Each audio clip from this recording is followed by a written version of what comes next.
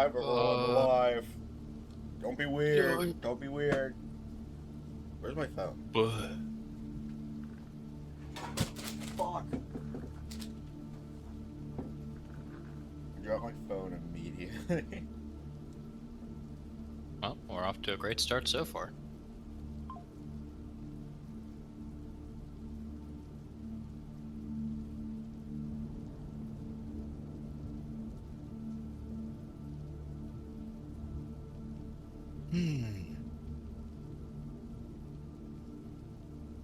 Alex, Yeah. start your fucking music. Oh, I just had it really low for some reason. YouTube. Alex, start the music anyway. On it. Alright, cool, thanks.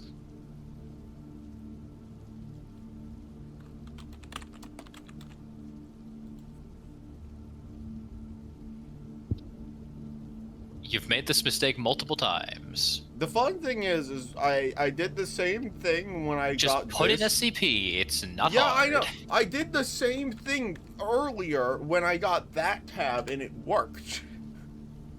Yeah. Which is why I'm that. confused. No 13 free pulls.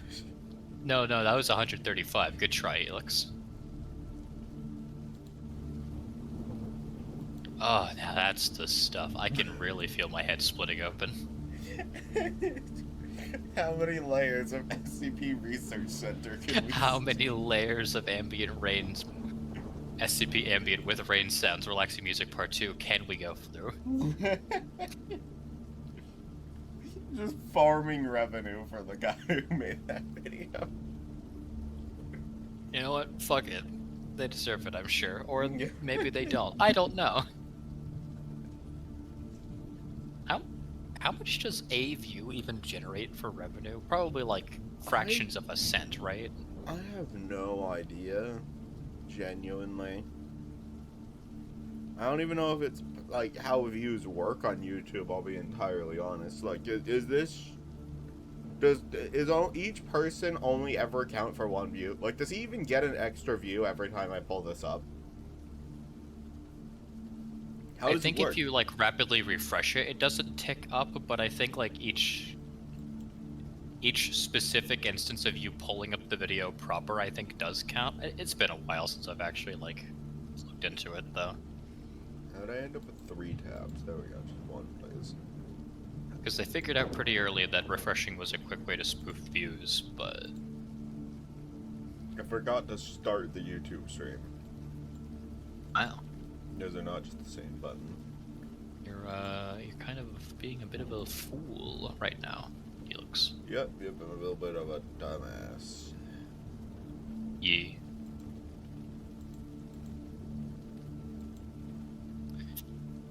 I'm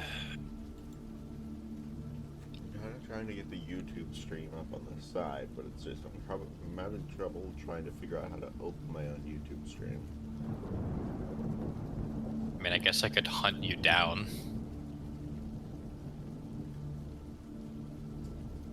No.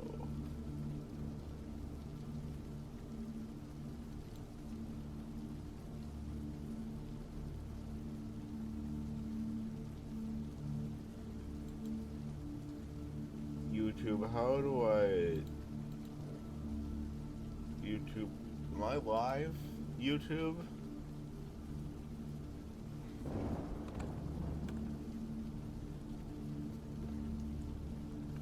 YouTube has several statistics. Click-through, view, watch time. Not really sure how to differentiate between views and watch time. It's not like I'm going to watch a very brief analysis of the Phantom Menace in one sitting. Yeah, that's what I'm, like, confused about, is do you think, like, 8-hour videos functionally make the same as a 20-minute video? Like, how much does watch time actually go into it? And am I live on YouTube is the real fucking question.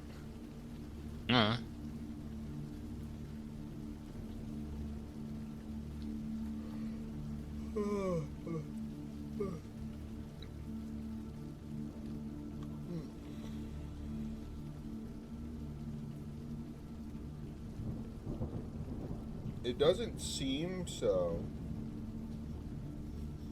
Even though I have hit the button.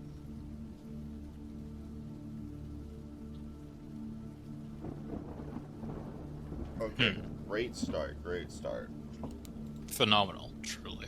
So it says I'm live on YouTube. So whose YouTube am I live on?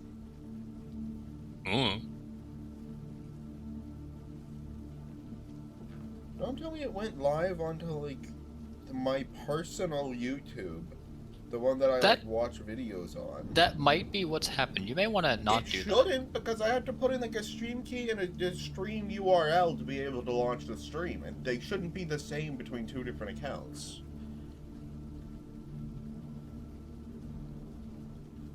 Oh my god, fucking hell. It's literally shouldn't be this.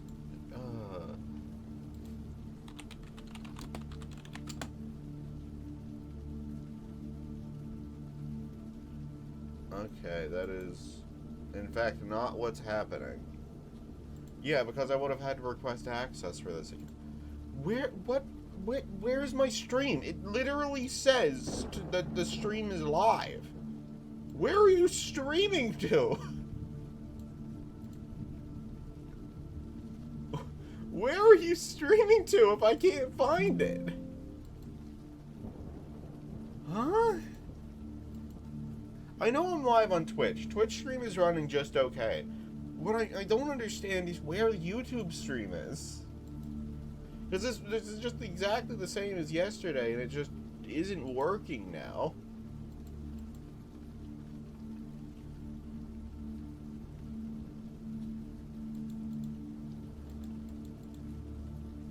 Literally, what do I do? I don't do I stop the stream and restart it? Let's stop modified. Do I have to be on, like, the go live screen before it'll work? Hold on.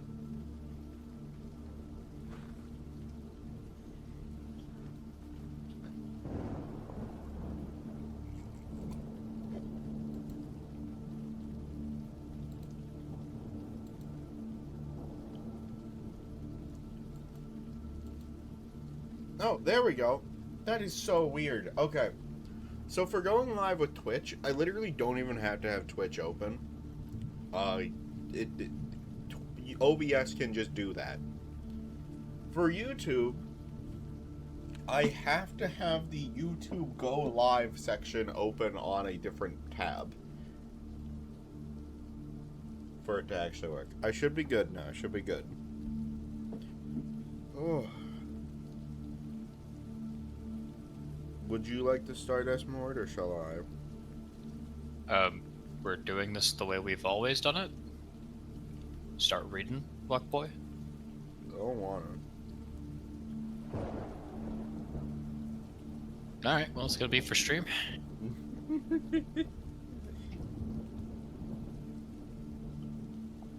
Nope, this is my old live stream. I'm trying to open the new one. There we go, okay.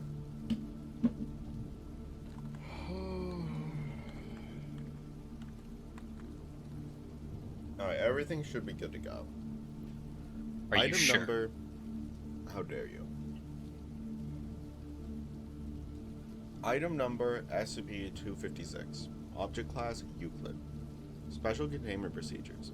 SCP-256 is contained within a cubic chamber 3 meters on a side with 1 meter thick walls composed of a mixture of brick and rubberized layers with 2 conductive rods sticking out 18 centimeters from the walls to either side of the entrance. Entrance is restricted by a soundproof airlock. Chamber is to be constantly under surveillance by EMR device and video camera. Entry and surveillance are restricted to only authorized personnel who have undergone surgical adaptation to resist the effects of SCP-256. To see a list of authorized personnel, see document SCP-256-B. Personnel not on this list may enter if they are security clearance level 3 or above, but must wear conductive material or sound-canceling headphones. All personnel must be stripped of all electronics, ferrous metals, and conductive material. They are also required to wear a specially designed insulated and redirected bodysuit, hazmat elec, which must be tested before wearing. Before entrance and after exit with a significant charge. A taser is supplied and is rated high enough for testing use. The only recording allowed aside from the EMR device is done by hand. SCP standard offers paper is suitable, but writing instruments must be non-conductive. Crayons are kept on hand. I really like the sound of like an SCP article written entirely in crayon. That is phenomenal.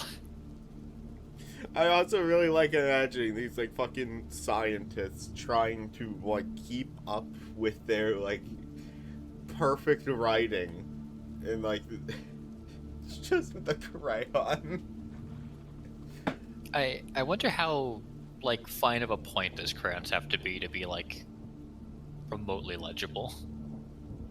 Because like you can write with crayon, sure, but you really don't want to. Especially if you're trying to jot things down in a hurry. Why would you be in a hurry? Oh, you know, just things, the electricity stuff. Monster. Description. Moved to Site 76 on March 2nd, 2007. SCP-256 is similar to a typewriter in most respects, except that the keys are fixed in position. Rather than connected to levers, and instead of a roll bar, most of the machinery that should be present, 2 concave copper discs stand on either end facing inward, 38 centimeters apart. Sorry, my fucking nose is acting up. It's like kind of hard to read. One moment.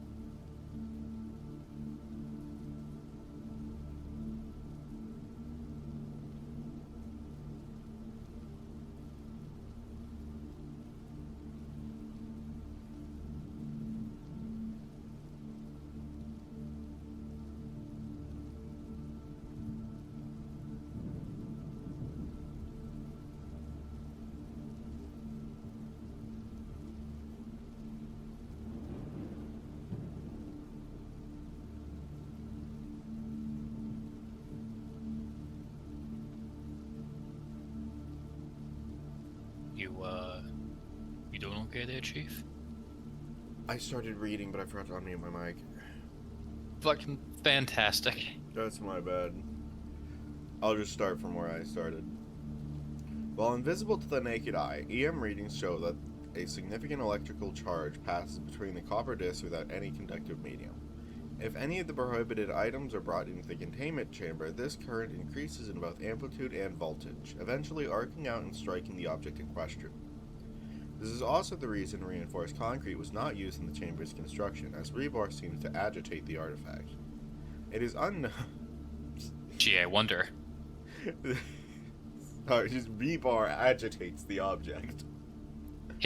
It disturbs the creature.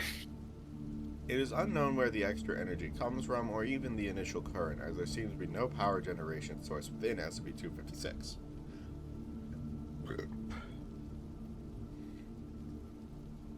If at any time this current oscillates more than the average peak of 26% on the EMR surveillance, all unauthorized personnel, regardless of clearance level, must immediately evacuate the chamber.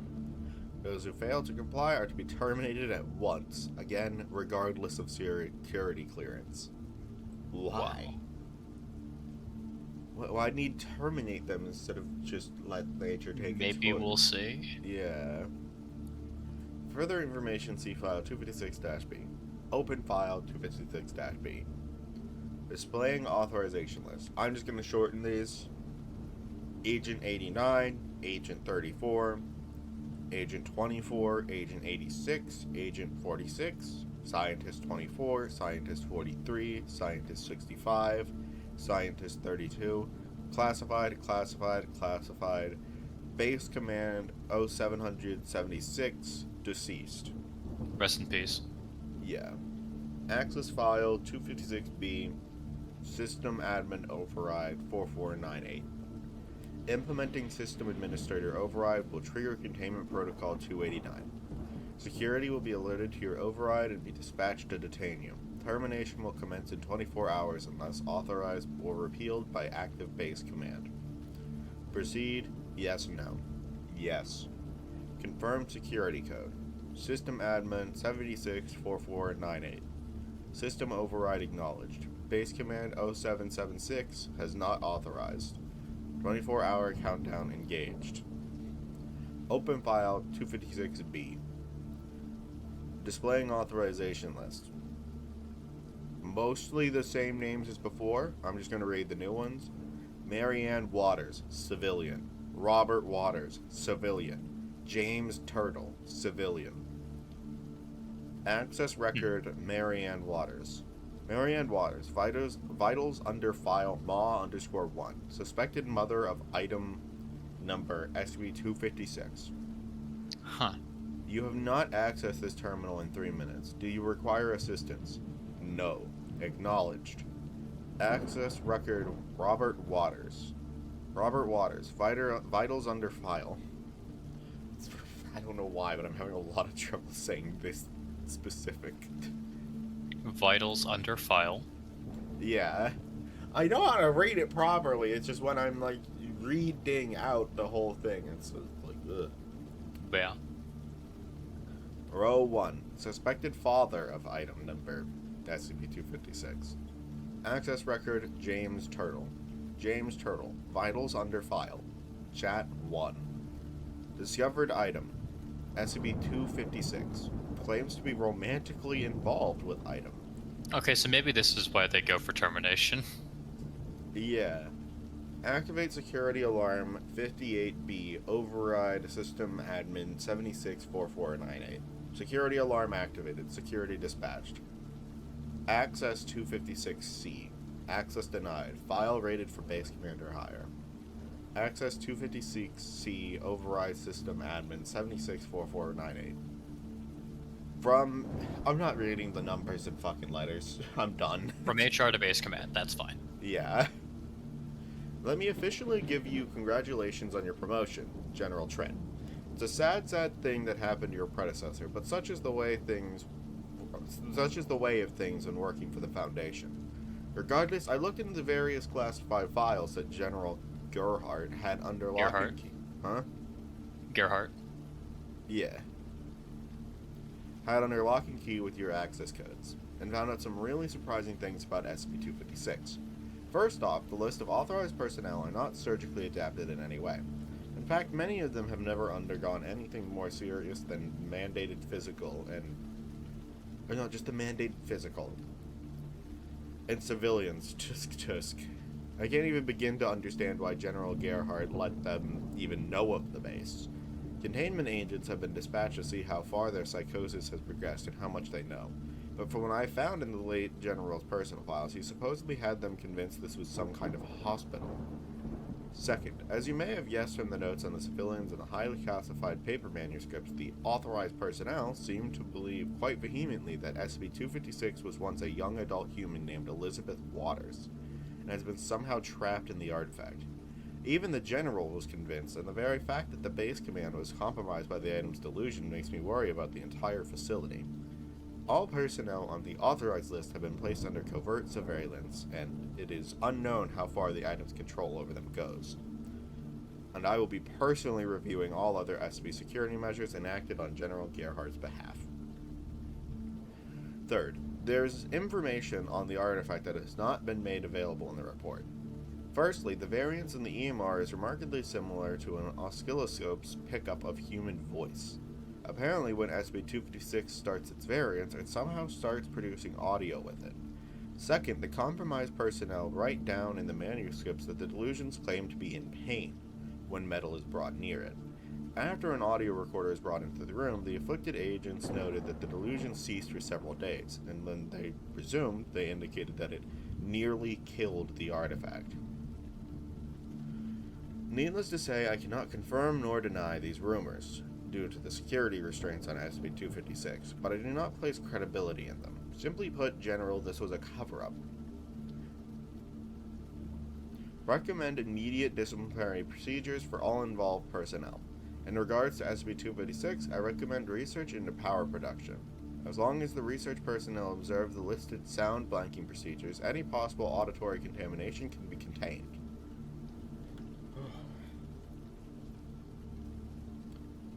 There was no listed drop in power when the little girl almost died, quotation marks. And more conductive material may serve to permanently suppress the risk of the artifact. Oh, what's that? The D-class personnel did manage to get brutally maimed by the mysterious anomaly? Yeah, I've heard that one before. Oh my god.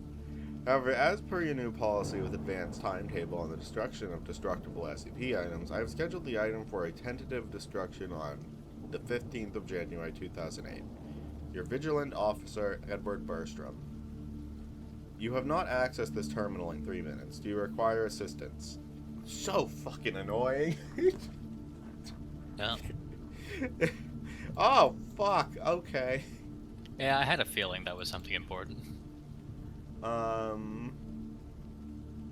Anyway, I meant this. It took every 3 minutes. You have not accessed this terminal.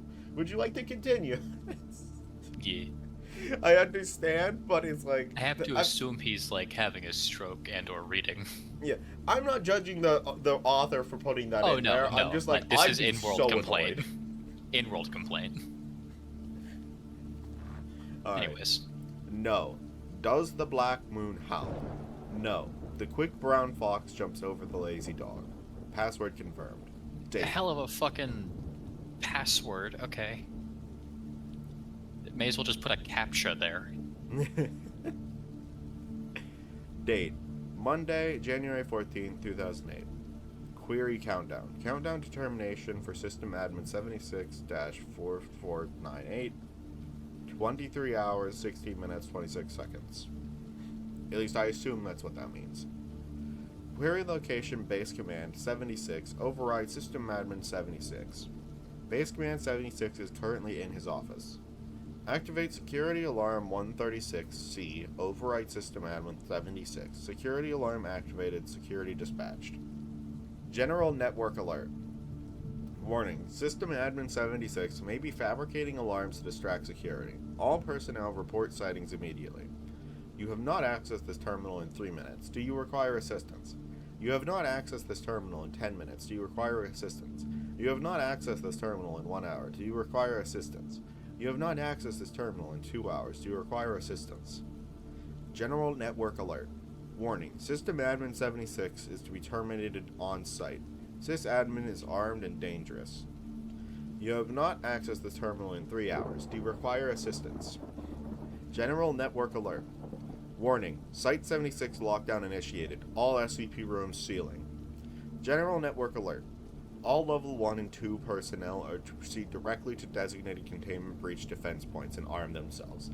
Follow direction of level 3 personnel. General network alert. Explosion detected in Human Resources Office. Security has been dispatched. You have not accessed this terminal in 4 hours. Do you require assistance? System override. Containment Protocol 289 has been temporarily suspended by Base Command 1-0001. You have not accessed this terminal in 5 hours. Do you require assistance? General network alert. Base Command 76 has been relieved of duty by Base Command 10001. Access codes are now suspended. General network alert. Site 76 lockdown disengaged. Initiate reclamation and SCP update process. General network alert. Check arms back at designated containment breach defense point. Return to standard duties. General network alert. Sysadmin 76 no longer pending termination. You have not accessed this terminal in 6 hours. Do you require assistance? System override. Containment Protocol 289 has been rescinded. Authorization approved. You have not accessed this terminal in 7 hours. Do you require assistance? Log off. Does the Black Moon howl? Log off override base command 10001. Good night, Director Redacted. I like this one. Yeah, I like this. I kind of like the containment breach in progress that happens like around here. That was fun. Yeah. Wish we knew a little bit more about. I was gonna say the information about the SCP itself is kind of scarce. I don't But mind not, the. like- I think the amount of information we get about the SCP itself is mostly fine. I wish we knew more about the persons who were involved here. Yeah. Like, What I mean by information being sparse is like just how far-reaching the effect is, because obviously Buddy here was got a while ago, but like how fast, to what degree, all that. I'm more like, what happened after? Like, did he just grab a gun and start trying to shoot people because he found out he was going to be terminated for looking into this? I maybe I kind of assume he got by the thing at some point somehow. He got by the thing, but then what did he? It's not like it just. I think he just went postal, man. Yeah.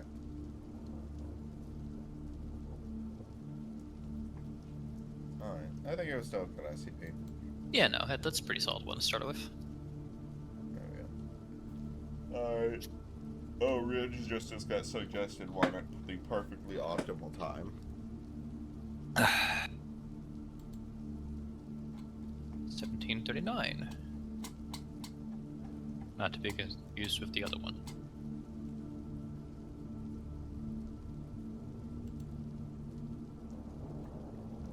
Yeah, Rich?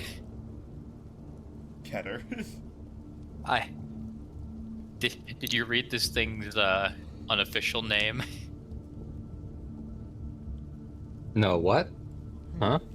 Did you pick a number? No, I know this one. What's the unofficial name? Obsolete laptop. I see. Yeah, I wonder.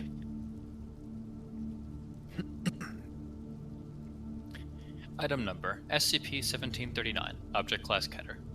Special Containment Procedures. SCP-1739 is contained in Containment Sector Redacted, located in Site Redacted.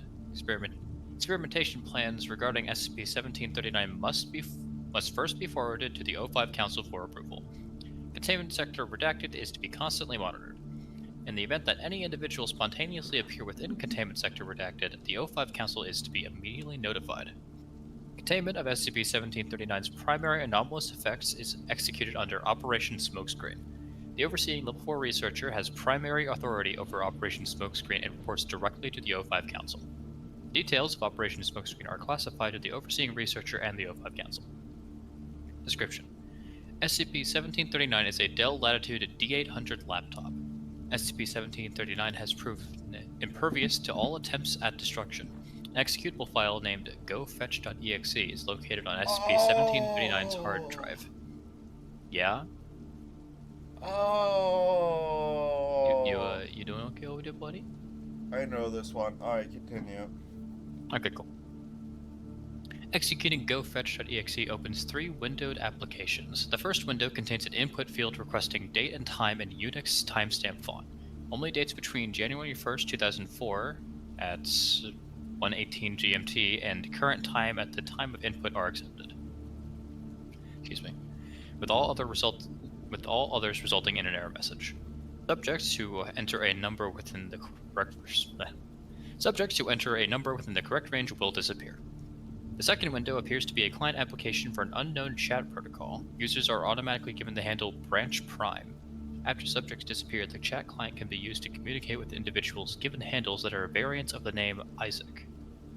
These individuals claim to be Foundation personnel existing in a divergent timeline created by the disappeared subject's temporal relocation to the destination determined by the input Unix timestamp.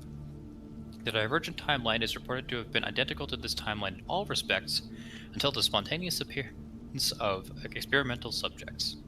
If such claims are true, SCP-1739 is capable of transporting subjects backwards in time as far as January 1st, 2004.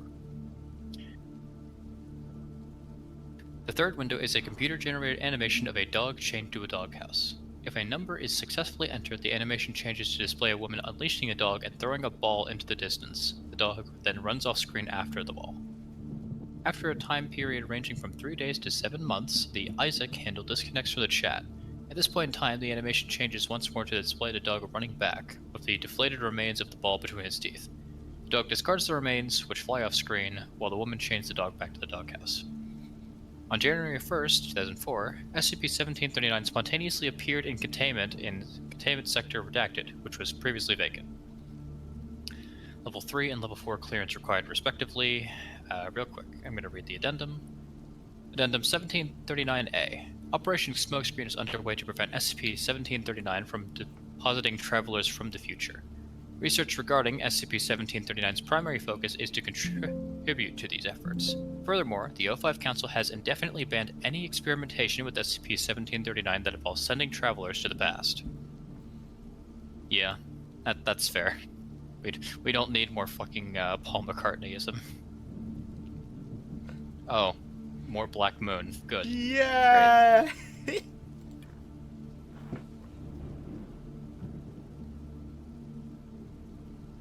I'll be honest, I don't know if this one's worth designating roles for. Just yet, at least. Nah. Not yet. Chat log, I'm just gonna say the chat log and then the end number. Chat log 12. Forward. 3 weeks previously, on January 20th, 2014, at 10:30 p.m. GMT, D22314 had input a number corresponding to the present time minus 5 seconds into SCP-1739. Supervising Level 4 Researcher Dr. Redacted represents a branch prime. Does the Black Moon howl? Data expunged. Password exchange protocol is working then. I'm sending you the analysis of SCP-1739 taken after D22314 appeared in this timeline. Isaac has uploaded Redacted. Our research team compared it to the analysis of SCP-1739 that was taken before D22314. I'm just gonna say 22. Yeah, just short to the first 2 digits. It's always when it's an odd number of digits. It's fine regardless. The two are identical. There's nothing that suggests a change in this timeline's instance of SCP-1739 is what's causing us to spontaneously log out. And at the same time, the chance that I'm just some construct of the executable file itself is becoming increasingly unlikely, isn't it? Well, who knows? Chat log 19. Does the Black Moon howl? Data expunged. This is a breach of protocol, but it doesn't matter. In all likelihood, CO5 is going to censor this on your end, but they're too busy to stop me on this one. What's happening? I have answers. I know why I'm going to disconnect very shortly. But first, a question. Is your world ending? I don't know what you're talking about, and no, I have no reason to believe that the world is ending. I hope you're not acting. Well, I know you're not acting. Because I'm not. And no amount of pressure or coercion can change that, which means the same for you. That's all I needed. I want you to go to the O5 Council. When they ask you why you've come, give them this document. Isaac-67 has uploaded Redacted. The cause of the disconnect is the destruction of this universe, but while this universe is ending, yours isn't. There's only one point of divergence. We don't know whether this thing is meant to put people on a lifeboat or exile them to a sinking ship. The latter seems far more likely. Regardless, I want you to read that document before you give it to the O5. Look for the warning signs. There are certain patterns that hold the universe together, and I know, but you don't, that heat death is only the beginning.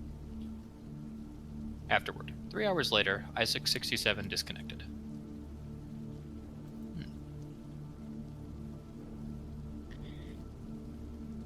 Chat log 25. Forward. Experimental procedure had been reproduced using D-22-22358, different D class, as test subject. Does the Black Moon howl? Data expunged. I've realized that they really could not have chosen a worse person to research this object. I would strongly recommend that you resign immediately. Please explain? I'm surprised you'd think that. It's written in glasses of water and daily Class F paramedication, but don't worry about that. I'm trying to be as private as I can. You already know what I know. What's your point? I'm sorry. Thank you. For what? At last, I found the meaning to life and existence. This entire universe was made for one specific, terrible purpose. I'm about to fulfill that purpose. SCP-1739 has nothing to do with exile or salvation. Lifeboat/sinking ship analogy that the other one proposed is incorrect. SCP-1739's usage is responsible for the destruction of these universes in the first place. Ultimately, the animation in the third window is the key. It's nothing but a cheeky metaphor for the apocalypse. What? Let me explain. I followed the plan. I knew the warning signs. I used them to see the end coming. It's no natural phenomenon. All signs seem to indicate that what's about to destroy us is actively malevolent. It comes out of time and space and tracks its prey. We can even see where it's last been, the universe that was destroyed in the previous experiment. The end is the dog, something incomprehensibly terrible in both senses of that word. Something that can destroy an entire universe just by passing its shadow over it. But I could also see that someone had chained the dog to the doghouse. Wait, why is there a problem if the dog is chained? I'm not quite sure about that question yet, not that I have the time to answer it anyway. I'd guess that either the chains are too weak, the dog is too strong, or there are some things that even chains cannot hold. But the Foundation has encountered the same problem before, so we can infer what's happening here. We've contained items that can't be held entirely by chains. If we can't completely stop the object from doing something, if the object can find a way around whatever restrictions we place, then sometimes the best bet is to take off the chains in a controlled setting and let the object's anomalous properties manifest where they won't damage anything important. In this case, the dog is the object in containment, and SCP-1739 is a very elaborate and specifically designed special containment procedure operating on that same principle. I think I understand.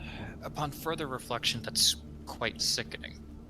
This device would send people back into the past, creating entire branch timelines. As sacrificial distractions?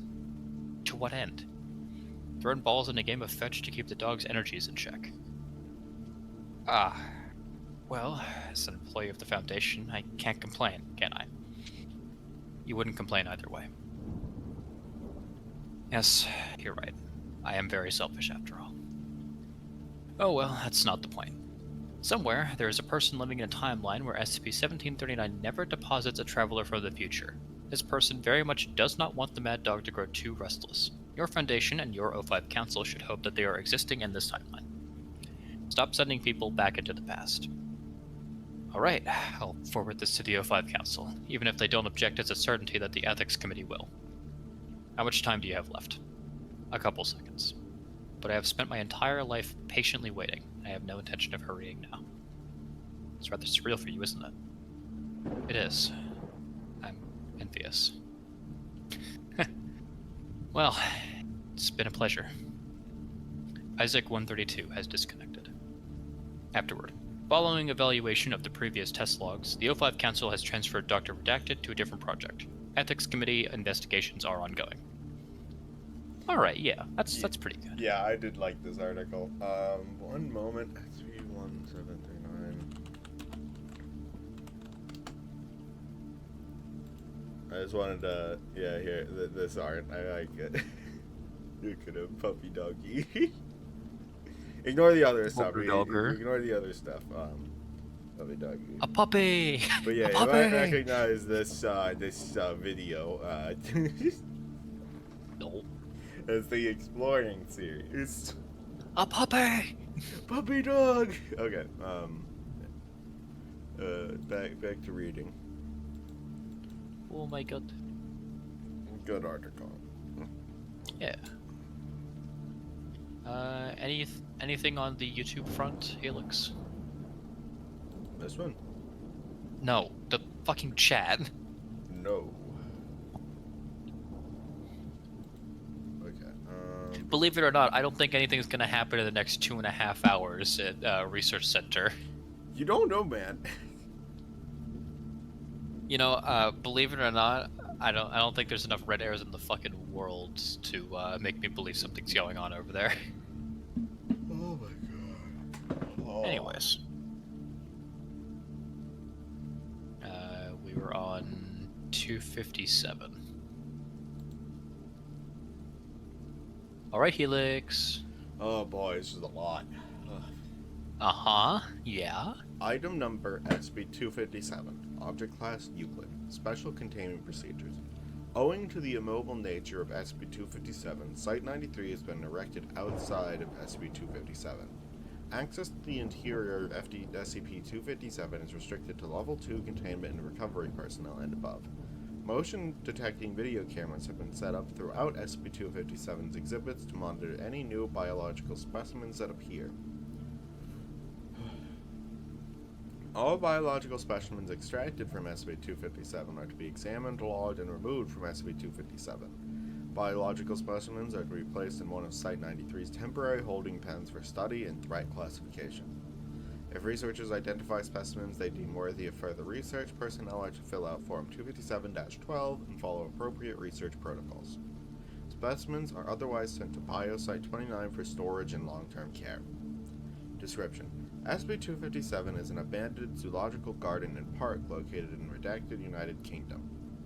The zoo itself, described as a collection of curiosities, is named for a William Wordsworth, billed as the greatest explorer and naturalist this side of reality.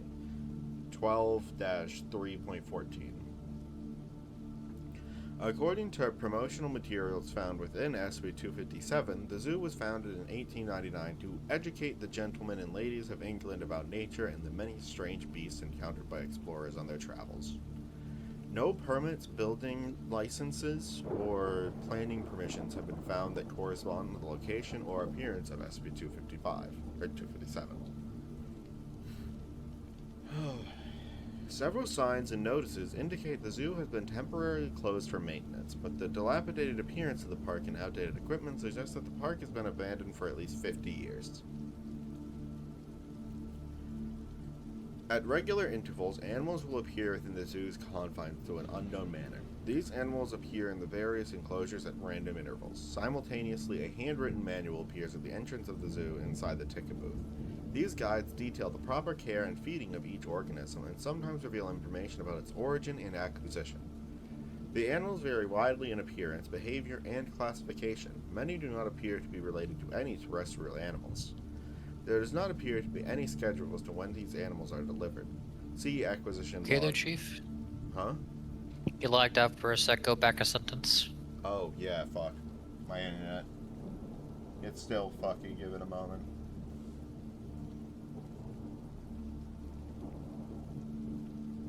It's stabilizing.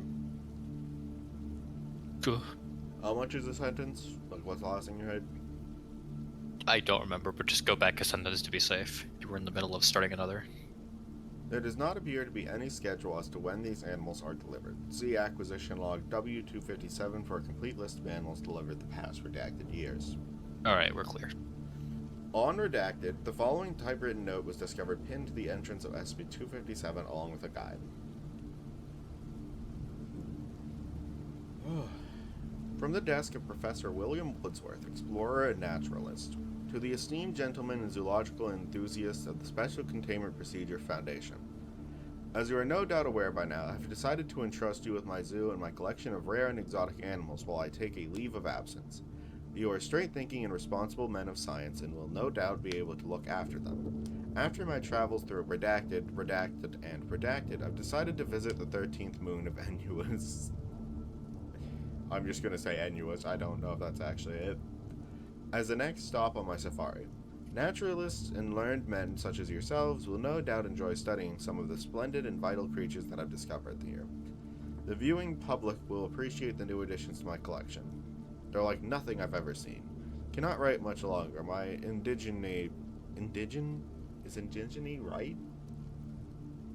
My indigen. My indigent guides and I will be up early tomorrow to check the traps. Keep up the good work. Regards, Professor William Wordsworth. Wow. And here we get a list of the creatures. I'm going to forgo the dates that these were acquired as... The dates, and I'm gonna be honest, a lot of the fucking species names, since that's a lot of things to go look up. I'm gonna try. Elephas SP. Unknown, possibly E. anticus. 5 miniature elephants. You know, yeah, I'm just gonna fucking forgo the species. Half of them are Yeah. unknown. 5 miniature elephants approximately 3 feet high. Guide states that I encountered these splendid animals while on a tour of the Mediterranean. Notes. Retained briefly by Dr. Redacted for study. Genetic link ascertained the relation to the modern African elephant, currently stored at Biosite 29. Description. A very large decapodal invertebrate matching no terrestrial species secretes debilitating neurotoxins similar to that of a poisoned dart frogs. Guide notes that it can detect certain chemicals in the atmosphere and interprets it as a territorial challenge, highly temperamental. Currently stored at Biosite 29. Description. I'm just going to start saying, like, Creature 3 or something instead of description because it doesn't fit right. A school of approximately 300 very small piranhas, capable of producing bioluminescence through bacterial symbiosis. Guide explains that they were procured from the para-Amazon, with no further explanation given. Great. Incredible. Currently stored at Biosite 29. Creature 4. An adult male brontothere. Guide notes that making eye contact with one of these beasts, spectacular as they are, is to sign your own death notice. Currently stored at Biosite 29. Creature 4. Relevant information moved to document 443 SCP redacted. See Incident Report 3122A for further information. Reclassified as SCP redacted following incident data expunged. Request for SCP-257's upgrade to Keter status denied due to its immobile and containable nature and the containability of SCP redacted. A baby female Javan rhinoceros. No anomalies detected. Currently stored at Biosite 29. Possible release to a nearby zoological facility pending. It's just a fucking rhino. I like the image that he just thought it was so cute that he sent it back home. I think it's funny. I think it's neat. I don't know what's more entertaining, the idea that he just kept a baby rhinoceros, or the fact that he might have put it in there solely to waste their time. I don't think he would have. I mean, well, he wouldn't describe it as such, perhaps, but I like the idea of it all the same. A large and leathery pupa. Non-invasive scanning reveals what appears to be a human-sized, unknown invertebrate, possibly an insect inside. Guide states that this one will start laying eggs right after hatching. You will have a thriving colony on your hands in no time. Wrong. Euthanized and placed in formaldehyde. Currently under study by Doctors Redacted and Redacted at Site Redacted. Wrong. Euthanasia.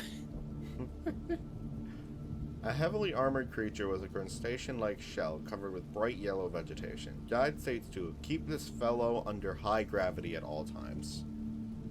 Died on 4/23/20 redacted.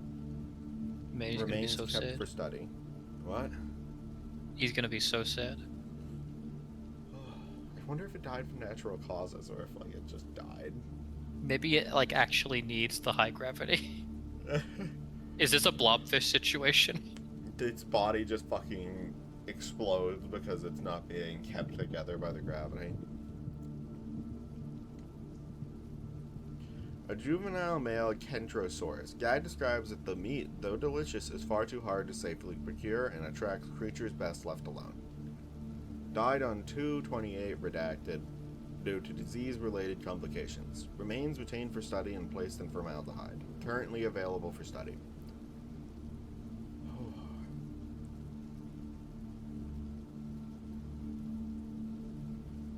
Believed to be a moa egg. Guide notes that though the meat of the adults lacks the flavor, the eggs, when prepared properly, provide a delicacy for young and old alike. Moa farming has already begun to rise in popularity in Scotland. I hope to establish a breeding population at St. Mary's in the near future. Currently under incubation at Biosite 29. A troop of 12 bonobos. Guide notes that the local 8 men appear to have domesticated these beasts and turned them into companions. Currently stored at Biosite 29. Two deer-sized hexapedal vertebrates covered with chitinous armor possessing mouthparts similar to that of an insect. Herbivorous.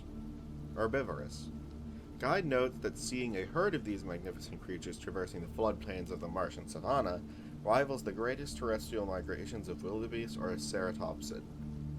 Guide details how to hunt and cook individuals of the species. Nothing that they are best served filleted and pan-fried and taste like succulent crab, or noting, not nothing. Currently stored at Biosite 29. Unfertilized egg sac removed from now presumed female. A group of 12 birds of unknown genus, similar to cranes, with large wingspans, extremely intelligent, capable of imitating human voices and reproducing music. Described as the crown jewel of the collection, currently stored at Biosite 29. Innocuous, but also a little scaly.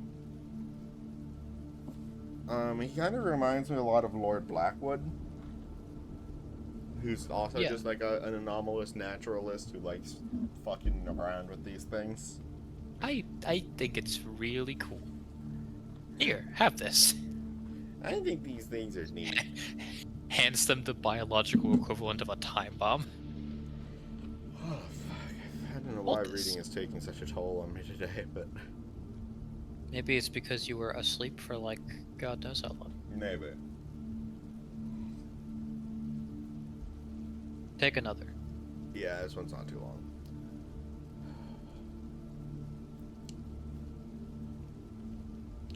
Item number SB-258. Object class safe. I don't think so. Look at the thing. What the fuck, Helix? You made him cry. Well, good. You say you're sorry right now. There's no way this thing isn't Keter. I'm sorry, Weeping Frog. You didn't deserve that. Special containment procedures. SB-258 is to be kept in a standard storage vault with a keycard lock to be accessed only on approval from the supervisor of Site-15. SB-258 is to be stored in a 2 meter by 2 meter basin, which is to be emptied twice a week by approved D-Class personnel. Does it just sob? I mean, is it just the infinitely sobbing frog? Yeah, because you brutally mocked it, Helix. I'm sorry!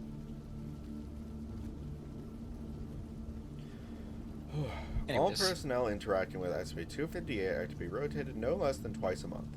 While using SB-258 is not directly harmful in any way, all who have utilized it have expressed a desire to do so again, ranging from the wistful to the vehement. All personnel interacting with SB-258 are to be screened for underlying mental instability.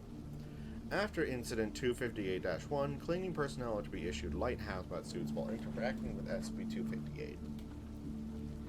SCP-258 was recovered from Redacted, Maine, after parents of local school children reported that stories of a sad bouncy frog their children had been spreading were true.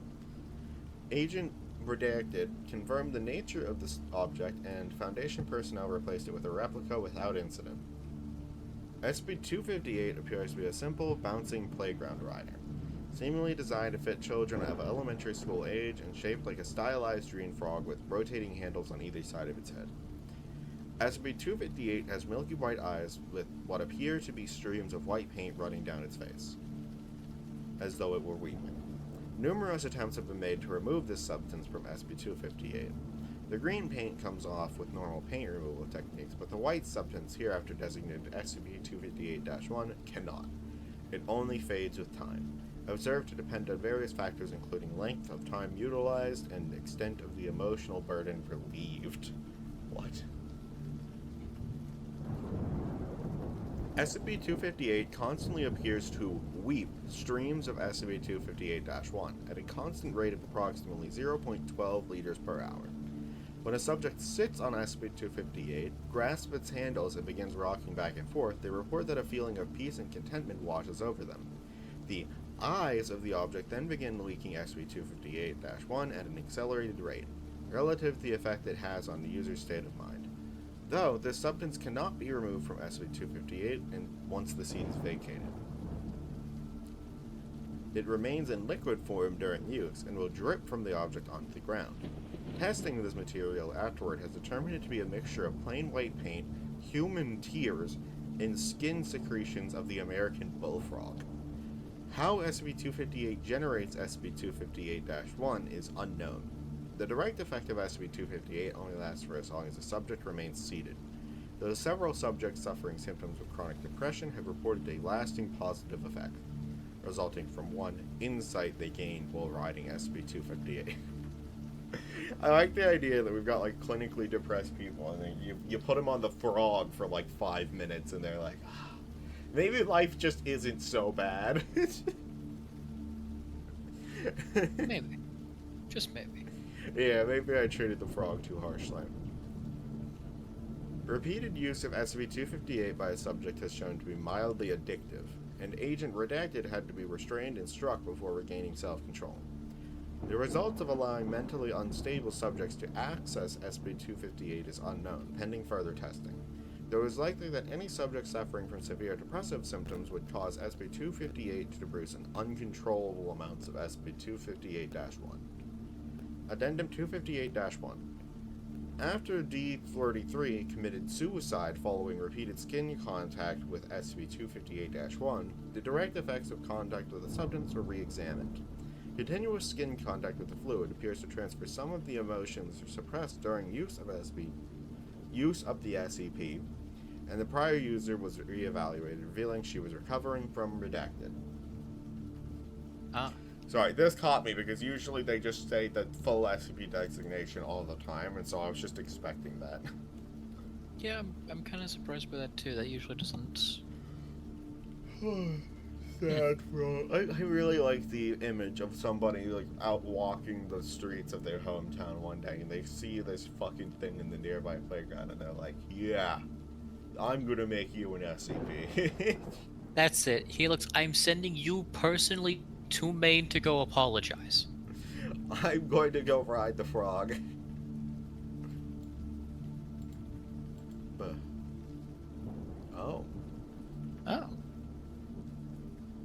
Another.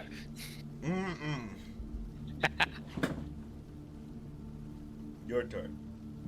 Yeah, I know. 1 second.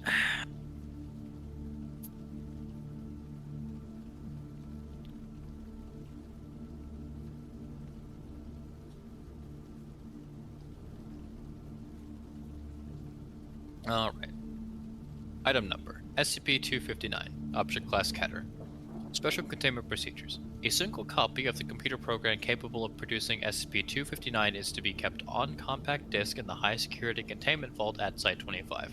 As disks containing SCP-259 are typically destroyed during experimentation, additional copies may be made for approved experiments. Mobile Task Force Gamma-10 remains on standby to collect and neutralize any copies of SCP-259 found outside of the Foundation. Unauthorized media containing SCP-259 or the means to produce it are to be destroyed immediately. Description: SCP-259 is a fractal image known as the Isinglass spiral. A completed rendering of SCP-259 acts as an Einstein-Rosen bridge, opening a portal to an unknown location. Locations access appear to vary depending on the size and orientation of the rendered image, and have included...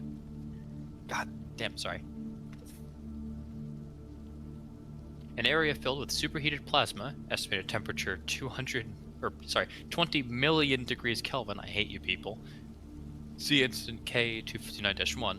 An area populated with venomous cockroaches, a species unknown, weight approximately 2 kilograms. I'm glad they got the weight of that before whoever got sent there presumably died, by the way. How venomous? Very, very... Deep space, estimated to be redacted kilometers from a black hole. See Experiment X-29-2. Area possibly corresponding to the dimension opened by SCP redacted. See Experiment X-259-3. Foundation mathematicians are working on determining why this specific fractal has anomalous properties, and whether other similarly anomalous images exist. By O5 order, any image rendering related to SCP-259... God damn it, Helix. To 259, experimentation must take place at least redacted miles from inhabited areas. After Incident K-259-1, 41 copies of a CD capable of generating SCP-259 were confiscated from redacted.com, and a public warning issued to that the CD labeled 100 fun fractals you can print contains a malicious virus that will destroy the user's computer. Redacted.com claims to have obtained the discs from a reseller's bankruptcy sale, and the Foundation was unable to trace the original producer. Whether SCP-259 was released accidentally or distributed with knowledge of its anomalous properties is under investigation. Incident K-259-2 makes it clear that SCP-259 is being used with malicious intent. The Foundation is working with global anti-terrorism forces to retrieve SCP-259 from the organization responsible for this incident. Addendum. Incident K-259-1, a residence hall at Redacted University was destroyed by explosion/fire on Redacted in the 2000s. Authorities were mystified that conditions at the center of the incident resembled the detonation of a small fusion-based device. Graduate student Redacted was completely vaporized, as well as redacted others, including several who left shadows imprinted on the near-standing walls. Questioning of survivors indicated that Redacted had gone to his room with the CD he had recently ordered from Redacted.com to play with some fractals, leading to the eventual discovery of a program capable of rendering SCP-259 for sale on the site. Incident K-259-2, sometime in the 2010s. Image of SCP-259, approximately 10 meters by 10 meters in size, appears on Diamond Vision screen during soccer game at Redacted Stadium outside Redacted. Approximately 60,000 people in attendance. Survivors report a large circular anomaly appearing in front of the image and venomous cockroaches poured out from it, attacking anyone they could reach. Approximately Redacted casualties. Considered a self-containing incident as the insects were unable to survive for more than 2 hours in Earth's atmosphere. Cockroaches average 2 kilograms in weight and correspond to no known terrestrial species. Several live specimens were collected by Foundation MTFs and classified as SCP Redacted. They are currently held at Site Redacted in a 65% oxygen environment. The Redacted organization later claimed responsibility for the image. Mass application of amnestics necessary to partially suppress public knowledge of this event. Not even fully, partially. Experiment X-259-1, a battery-powered computer was set up in an uninhabited area of the Redacted Desert to render an image of the Isinglass spiral, with remote cameras and sensors set up to monitor the results. Foundation personnel observed at a safe distance. Upon completion of the image, a circular area appeared in front of the computer, approximately 1 meter in diameter, emitting a blinding white light followed by a ball of superheated plasma. The plasma dissipated after expanding to an area of Redacted cubic meters. Given the interference provided by the building in Incident K-259-1, this is consistent with the damage observed. Dr. Redacted considers it interesting that SCP-259 took effect without direct human observation. Experiment X-259-2. Experiment X-259-1 recreated, except the size of the rendered fractal was doubled. Upon completion of the image, a black hole approximately 3 meters in diameter appeared, and all matter within Redacted meters was pulled into it. This is consistent with an otherwise unexplained incident in Redacted, where an apartment building was described by observers as imploding and disappearing, leaving a Redacted meters deep hole. Experiment X-259-3. Generation of an inverted version of SCP-259. Data expunge an area quarantined pending contamination of multiple examples of SCP Redacted. Great. What was that? Never mind. We'll get there when we get there. Yep. Thought so. I don't think stream could see that. It just pulled up another SCP. 508, I believe, if someone wishes to go look themselves. Okay, those were both pretty sure. I think you can take this one too. Alright. One sec. Before I get too deep into the woods. Oh, fuck. Okay, I was worried about that. What? Okay. So... When I input stream information onto OBS, it does not actually get copied to YouTube. Right now I'm live as Gaming with Stupidity live stream. Huge.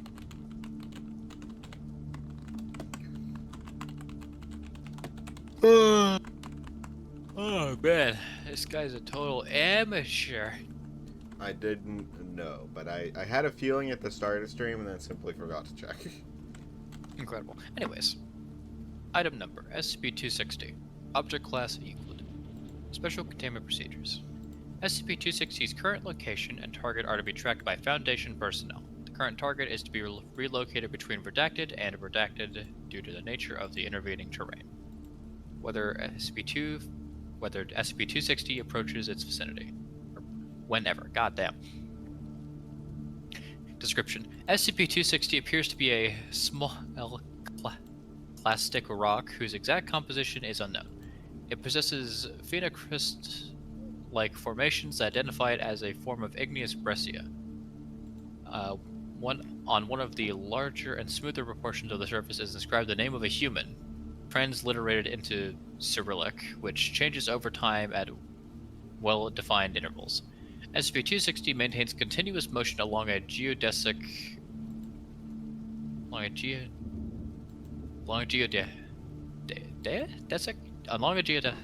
Motherfucker! Okay.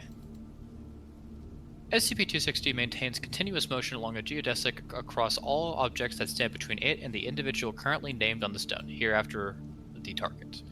Its speed in a vacuum across a frictionless surface has been estimated at approximately 1.22 centimeters per second, but it usually moves much slower than this due to atmospheric and surface friction. An accurate estimate is impossible, as SCP-260 is known to stick to the surface of whatever object it is currently located on, preventing its deposition in pure vacuum. SCP-260 does not experience noticeable effects from erosion by the objects that it moves across. Tests have demonstrated that the stone possesses extremely high compressive and elastic strength, surpassing pressures exerted upon it by gunfire and tension presses. Why did you shoot the fucking rock?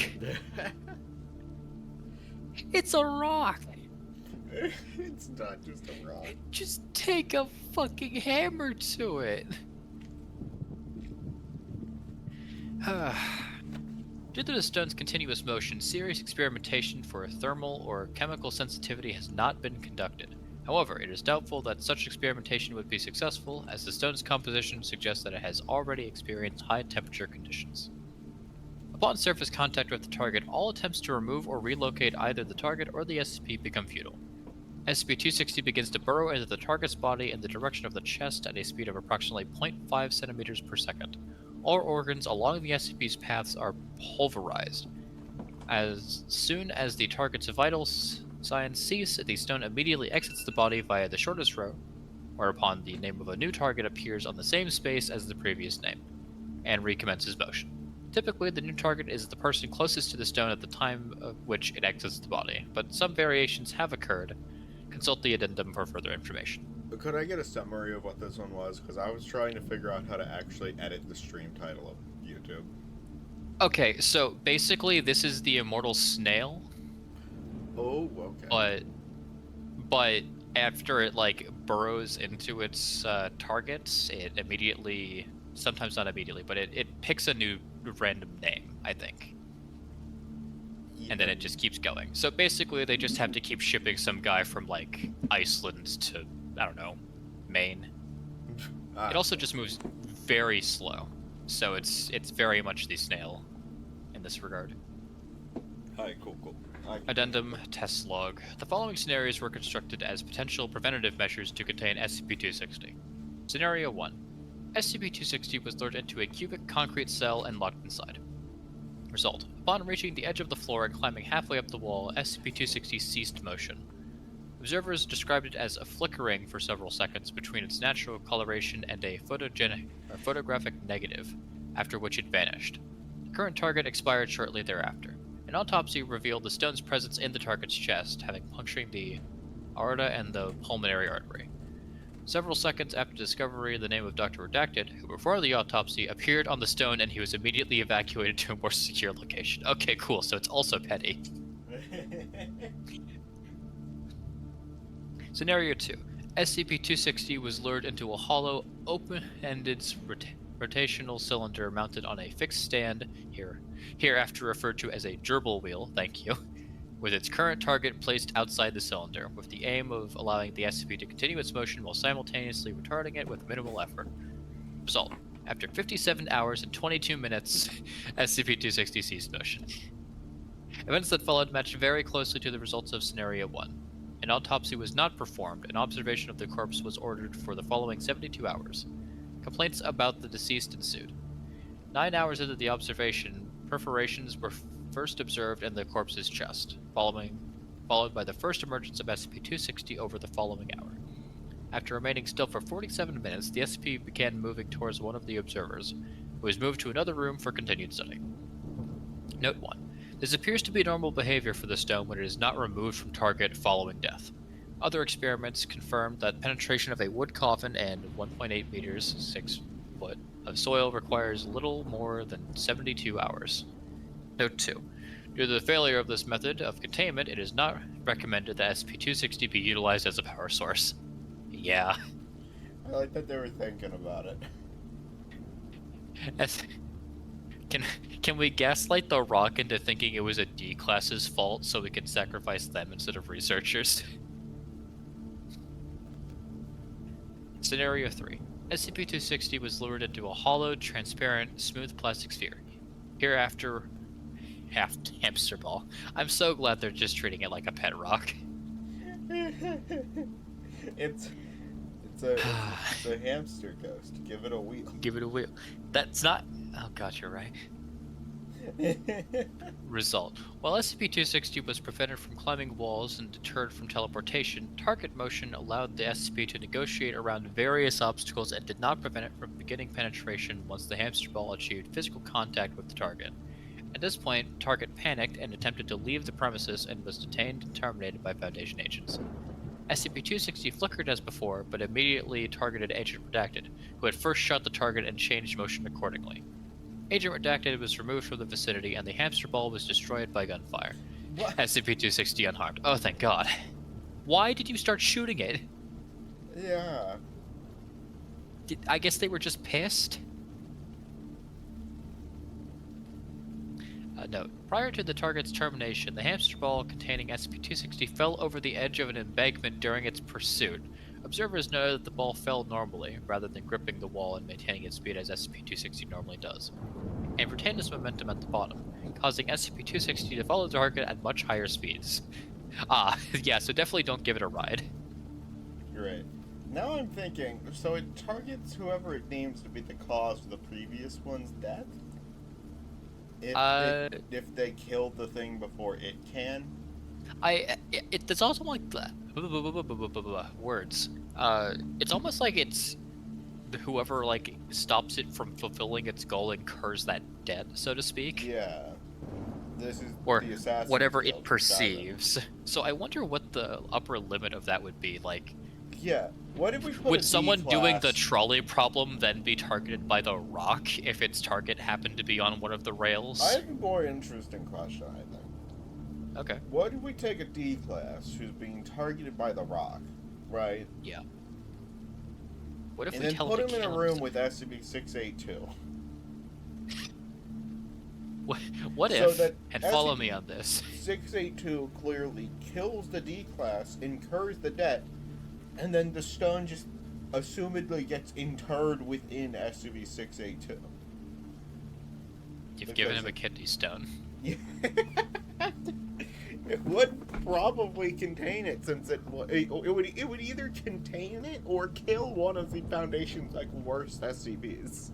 No, there's no fucking chance it would kill it. That thing is routinely liquefied.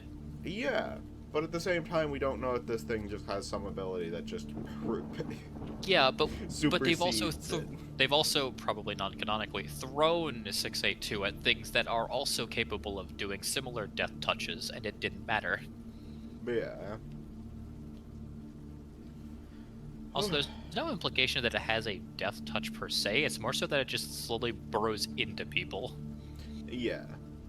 Which is So- why I'm like, yeah, give it, let's just put it in the fucking unbreakable. But like, Or still, like, even other SCPs, like, what would happen with 173? I think it has Would it just some attach like to the side of them? I think it has to have some level of intelligence. Not like, maybe not like sapience, but intelligence. Yeah. I don't know. Like, can you gaslight the Rock? That's what I want to know. I think you just have to read this. Oh yeah. Agent Redacted has been relieved of his duties and is currently subject to transportation between sites off the coast of Asia and North America in order to keep SCP-260 on a geodesic on the floor of the Pacific Ocean that runs through Challenger Deep. I'm sorry, I don't think I've heard the word geodesic before. What the fuck does that mean again?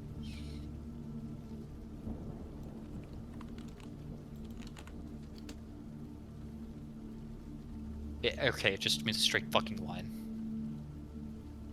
Bad. Cool. So they're just running it through the deepest part of the ocean again. Okay, a geodesic on its own implies that it's an adjective. I didn't realize it could also be used as a noun. Okay, fine, whatever. Oh, hello.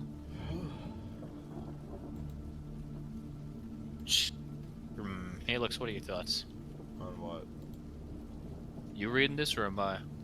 Oh, I mean, your last two were pretty short, so if you wanted to take one more, I'd understand, but also if you... Okay, you don't have to, like, read it, but what's experiment log? I want to see how long that is before I make a decision.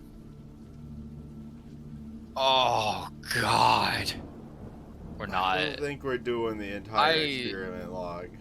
Okay, listen. I'm sure there's some really funny things in there, but that's gonna be a lot of words. This is like a stream on its own. Dr. Pepper's amusing straw? Yeah.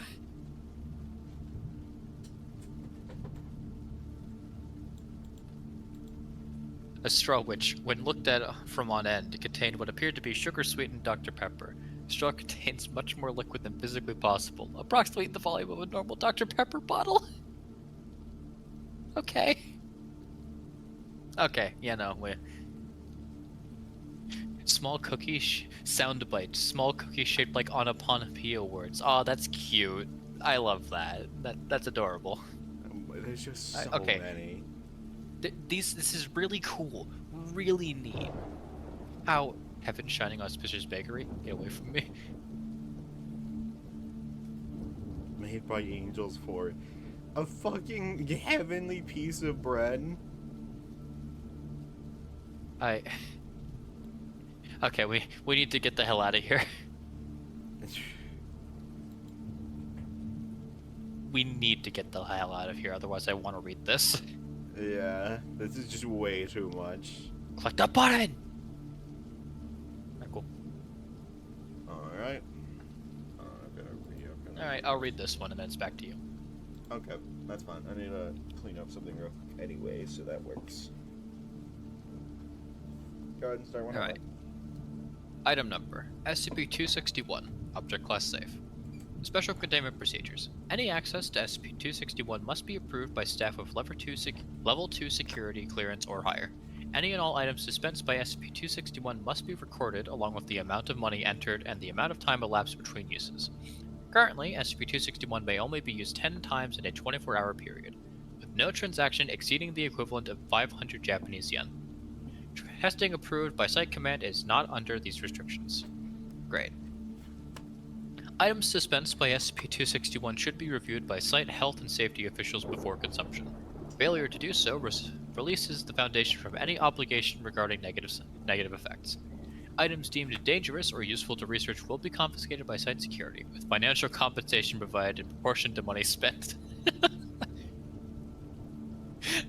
They'll give you a refund, sure. They'll give you... Imagine you pull out, like, an instance of SCP-500 and they give you back your 2 fucking quarters. That's basically what's happened. I think the item is proportionate to value, so I doubt that would happen, but... No, but, like, still. It's more like you pulled out, like, a tarantula covered in chocolate that's an unknown species and they want to check it out. Still. Okay. Description. SCP-261 appears to be a large black vending machine with no front glass panel and a small keypad on the right side. SCP-261 was recovered in Yokohama, Japan. SCP-261 was brought to the Foundation's attention after investigations of an urban legend about a magic vending machine that was circulating on the internet. Yeah. SCP-261 was found in a back alley behind a large shopping center with a handwritten sign saying out of order in Japanese taped to it. SCP-261 has no marks or identification of any kind, and no locals remember when or how it came to be in its current location. Internally, SCP-261 appears to be a basic vending machine equipped to vend food and beverage items. After a key was made and the front door opened, no abnormal materials were found, and it was determined that SCP-261 has never actually contained any food or beverage items. The keypad, while connected and operating correctly, does not activate any of the dispensing mechanisms. He looks if you would. Oh, sorry about that. When money is placed into SCP-261 and a 3-digit number is entered on the keypad, SCP-261 will vend a random item. SCP-261 has not accepted any currency other than yen, with rejected currency being deposited in the coin slot. It is unknown how these items appear. However, SCP-261 will not operate when the door is open, or when recording devices are placed inside. The number entered on the keypad has no effect on the item vended, nor has any pattern been detected. Items are always some form of a snack food and typically have bright, attention-grabbing packaging. SCP-261 is capable of operating with no external power supply, but operation in this state will cause unstable vending to occur much more quickly than normal. If SCP-261 is used several times in a short period of time, or large amounts of money are entered before an item is vended, SCP-261 will start to dispense bizarre items. While still food, their suitability for human consumption is often non-existent. Log of items vended during testing phase 8. 800 yen entered for each item being dispensed every 2 minutes. SCP-261 is attached to power.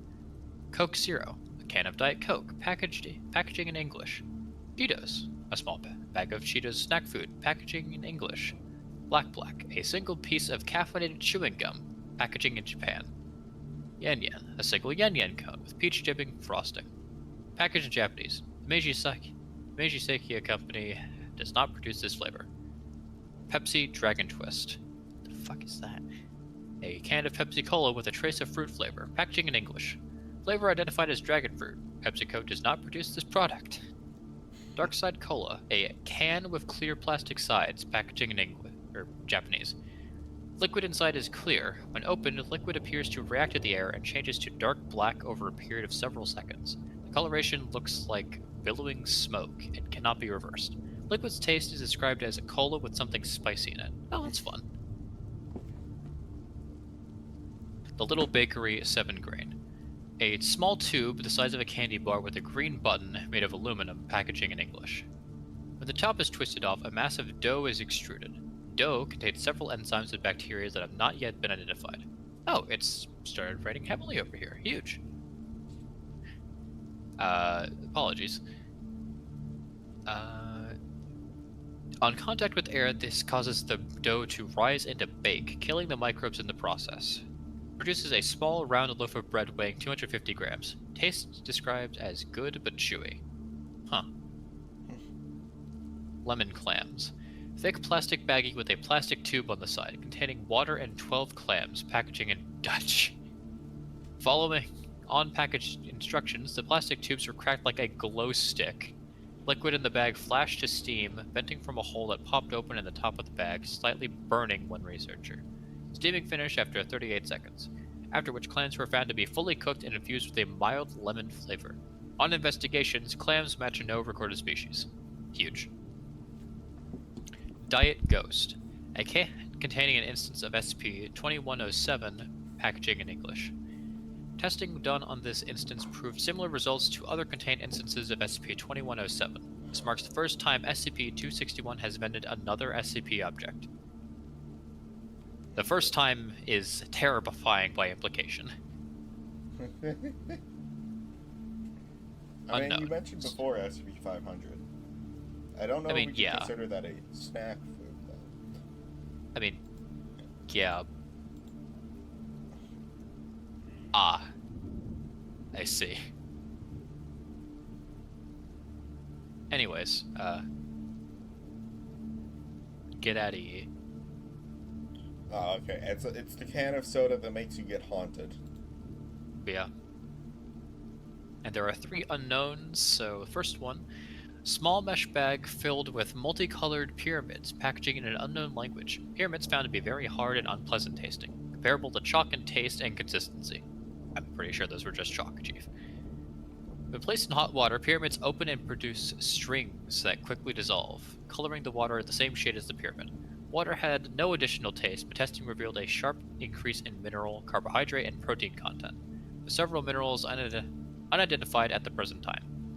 This content was found to be consistent with the recommended daily intake of nutrients for adult humans.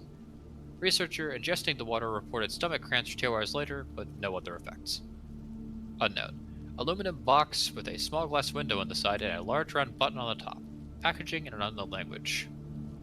The box is seamless and appears to be filled with small, round animals covered in fur, each with 3 small paws and a single large eye.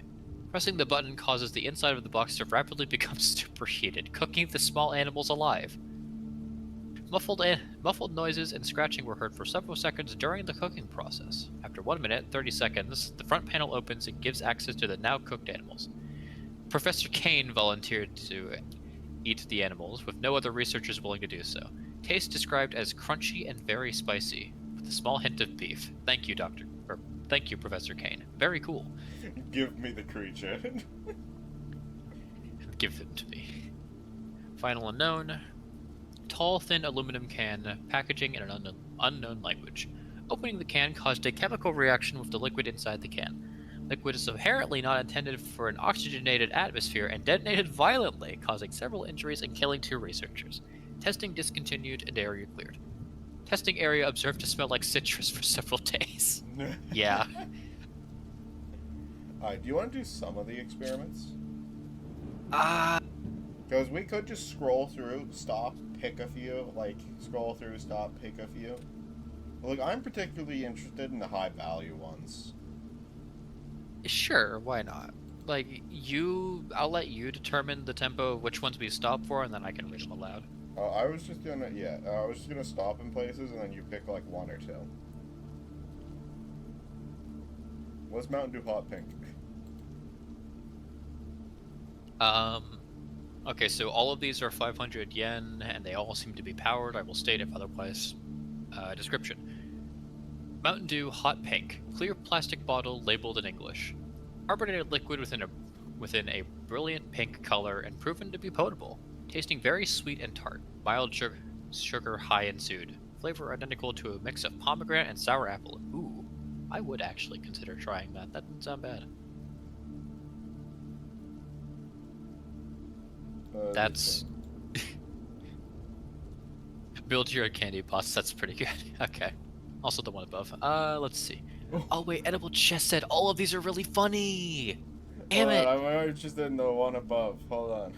Damn it. Read that shit.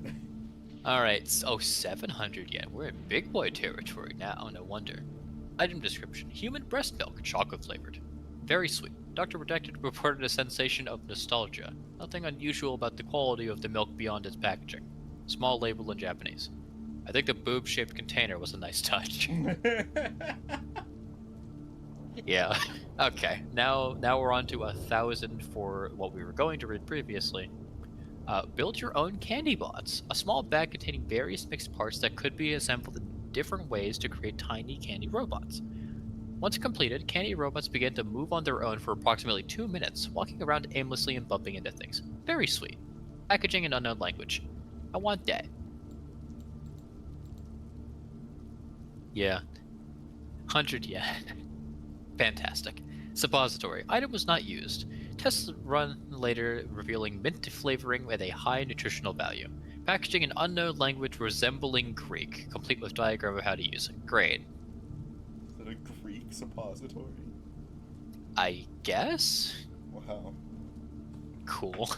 Bacon shirt. Yeah. We can probably guess what the bacon shirt is. Christ, okay, at ease. This was the Heaven bread. 1 yen. 10,000 yen. Holy shit. 1 yen. 1 yen. A single kernel of popped kettle corn.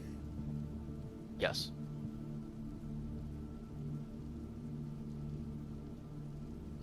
Item is a small loaf of round bread in the shape of a pinwheel with 6 points. Colorful rubber bears for logo for Heaven's Shining Auspicious Bakery, with the tagline, "Made by angels for angels." So, upon consuming the item, a subject immediately falls into a comatose state, during which he appears to be in a constant ecstatic state similar to an orgasm. Subject recovers after 50 minutes, although he remains delirious for over 2 more hours, babbling about gates of pure palladium polished by the multitudinous hosts of the Shattered Princess. Yeah, that. Yeah, something like that. Yeah. 10,000 yen, please. Right now. Yeah. Literally bread made in heaven. Oh, yeah.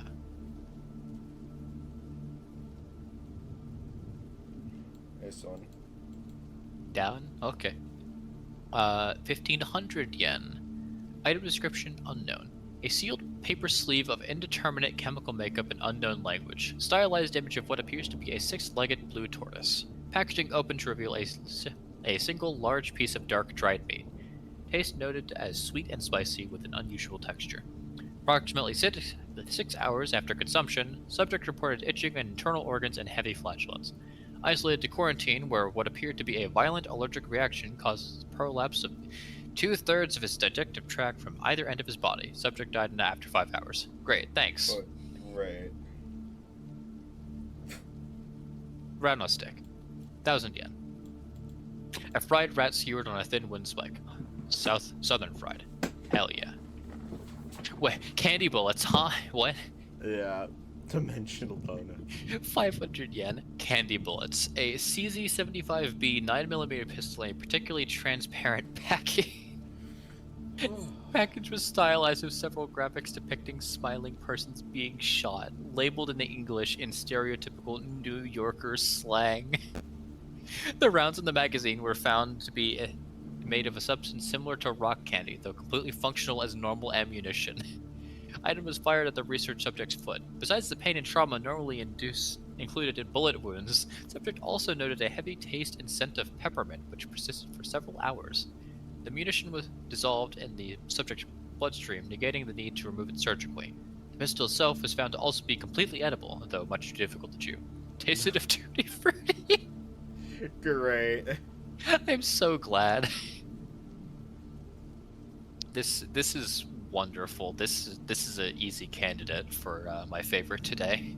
Oh no, French. French! I'm not reading this. Food. Holy shit. Now this I'm more interested in. Okay. 100 yen unpowered. Interesting. Item description. Food. 18-ounce steel can with a pull tab. Label was in all white with the word food, written in large black letters. No information, nutrition, ingredients, weight, etc. is listed. When opened, the can was found to contain a thick, gray, odorless paste. Subjects described the paste as devoid of any taste, and left subjects appearing emotionless and slow-witted. Chemical analysis has found the paste to be low in fat and LDL cholesterol, as well as containing all necessary vitamins and minerals, including several as of yet unidentified chemicals. Okay, either there's downers in that, or it's just really that depressing to eat. Drink is a similar thing that makes people easier to control, basically. Oh, okay. So I assume these are from Okay, some, like, got it. So those are like dystopian- prison food, basically, Yeah. is what I'm hearing. Beef! Huge. Beef! Beef contains beef. Taste me. Oh. A fucking apple seed? Apple. 2 apple seeds. 3 apple seeds. 1,000 apple seeds. Hang on, let me... Similar tests were undertaken for the remainder of the day, resulting in apple seeds every time. Several complaints were issued against Dr. King, complaining that he had broken this SCP. The machine was left alone for the night and approached again in the morning by another researcher. What did he do? You fucking Johnny Appleseed descendant. he put in guess. 1, 2, 3, and it started being like, all right, fuck you, buddy. You got seed 3 times. Oh, you think you're just gonna reset by putting in more money? No, Pringles. It's like, no, it deemed that one motherfucker is only allowed to have, is only allowed to have apple seeds. Yep, thought so. Let's try this again. Damn it! 300 apple seeds. The same product results whenever Dr. King, or an individual who has been asked to do the test for Dr. King, activates the machine. It is as yet unclear why this might be, or whether it may be evidence of sentience on the part of the machine. I am convinced. 100,000 yen! Yep. Okay, I gotta read this. Unpowered, data expunged. Item has been detained and is being tested for sentience. Oh, this will be good. Subject detained for 7 days for contamination testing. Both tests turn up negative. Subject released from detainment along with redacted. Item described as a light, but with a burst of flavor. Subject expresses desire for more and depression when request was denied. Placing more than 5,000 yen in the machine requires formal approval for an experiment test. Yeah. Fucking a fedora made of beef jerky. Ew. Meat hat. For Mon. teriyaki Oh, fedora. okay.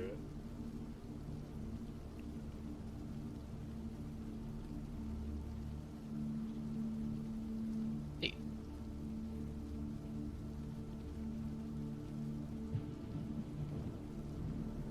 Oh, okay. Wait, so it wait, takes hang on. older The money, but counterfeit gives you one's older hilarious. food. What was that? It takes older money, but gives you older food in return. Yeah. Okay. The counterfeit's really funny. Yeah, go ahead. One counterfeit 500 yen coin, minted on site, otherwise identical to authentic article, accepted by SCP-261. Powered. After a delay of approximately 3 seconds, an unmarked, opaque, white cellophane package was dispensed. Package contained candy similar to gummy bears, but shaped like human hands with extended middle fingers. Item was interpreted as a threat and not consumed. Testing revealed candy contained lethal amounts of potassium cyanide. Yeah. I like the machine. Fuck you! This thing is absolutely sentient.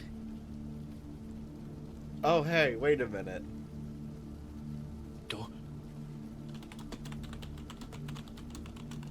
No, no, no, no, no. Wait a no! minute. Wait a minute. No! It's him. Get away from me! It's him. Get away! No! Alright, cool. I sometimes 5,000 forget that they gave that thing eyes, so anytime you Oh. start talking about that anime, I just assume it's just an actual fuck-off vending machine. A glass Anyways, perfume vial filled with artificially flavored human sweat. Wow. The chemical analysis revealed high levels of human pheromones and nutmeg flavoring, essentially a mild aphrodisiac. Cool, get it away from me. Drinky Bird. A tin can with no pop top with a paper Hey, you label. bitch. What? Stop reading my article. Fuck you. Okay, go ahead. Tin can with no pop top with a paper label of an ortolan? Ortolan drinking from a liquor bottle. Never heard of that bug or creature. Contained a fattening ortolan drowned in brandy. Chemical analysis reveals no abnormality. Great. What the fuck is an ortolan?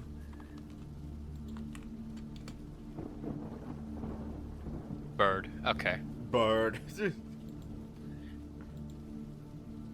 Alright, we're gonna speed this up a little bit. What the fuck happened with that test?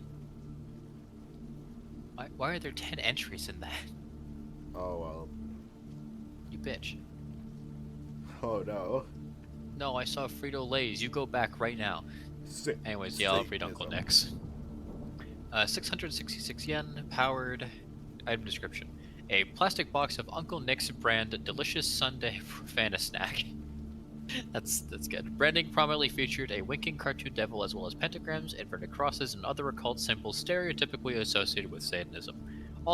All text other than the brand name and product name printed in vulgar Latin and a slightly irregular typeface suggesting hand lettering.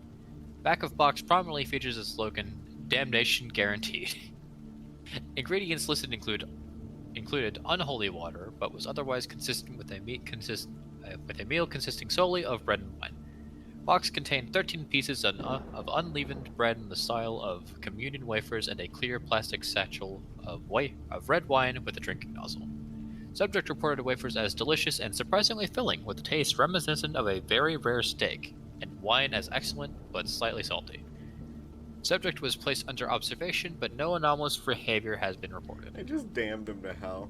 Do this one and do Yeah. this one, and then I think we call it. 0 yen in the form of a single 0 yen coin. Oh, this one's wrong. I know, but I wanted to 0 yen pushed coin return button unpowered. Description: red aluminum can labeled simply "Stop that" in block letters. Intermittent buzzing heard from within can, as of a large angry insect. Subject declined to open container. Just stop it. Anyways, 0 yen in the form of a single 0 yen coin dispersed by SCP-261 in an earlier test. Powered. Bag containing full meal of burger, fries, onion rings, and a large Coke similar to that purchased from Redacted. Both all nutritional information and an ingredients list censored. Bag given to D-class subject. Subject reported that meal had absolutely no flavor, a uniformly smooth and uninteresting texture, and did not reduce her hunger at all. Yeah. Fake food. Yeah, that's funny. There's a lot of good things in there. I love this one. I love this one so much. I don't want to be there all night. Oh. No, we've been fun with it. Oh. Oh boy. We're never leaving the 500s. What about the 500s? Or we're never leaving the first 1,000. Oh no, honestly, we're already a quarter of the way there. Like, just give us another year. Anyways. Alright, All you, buddy. Fuck you. Yep. Just need a moment.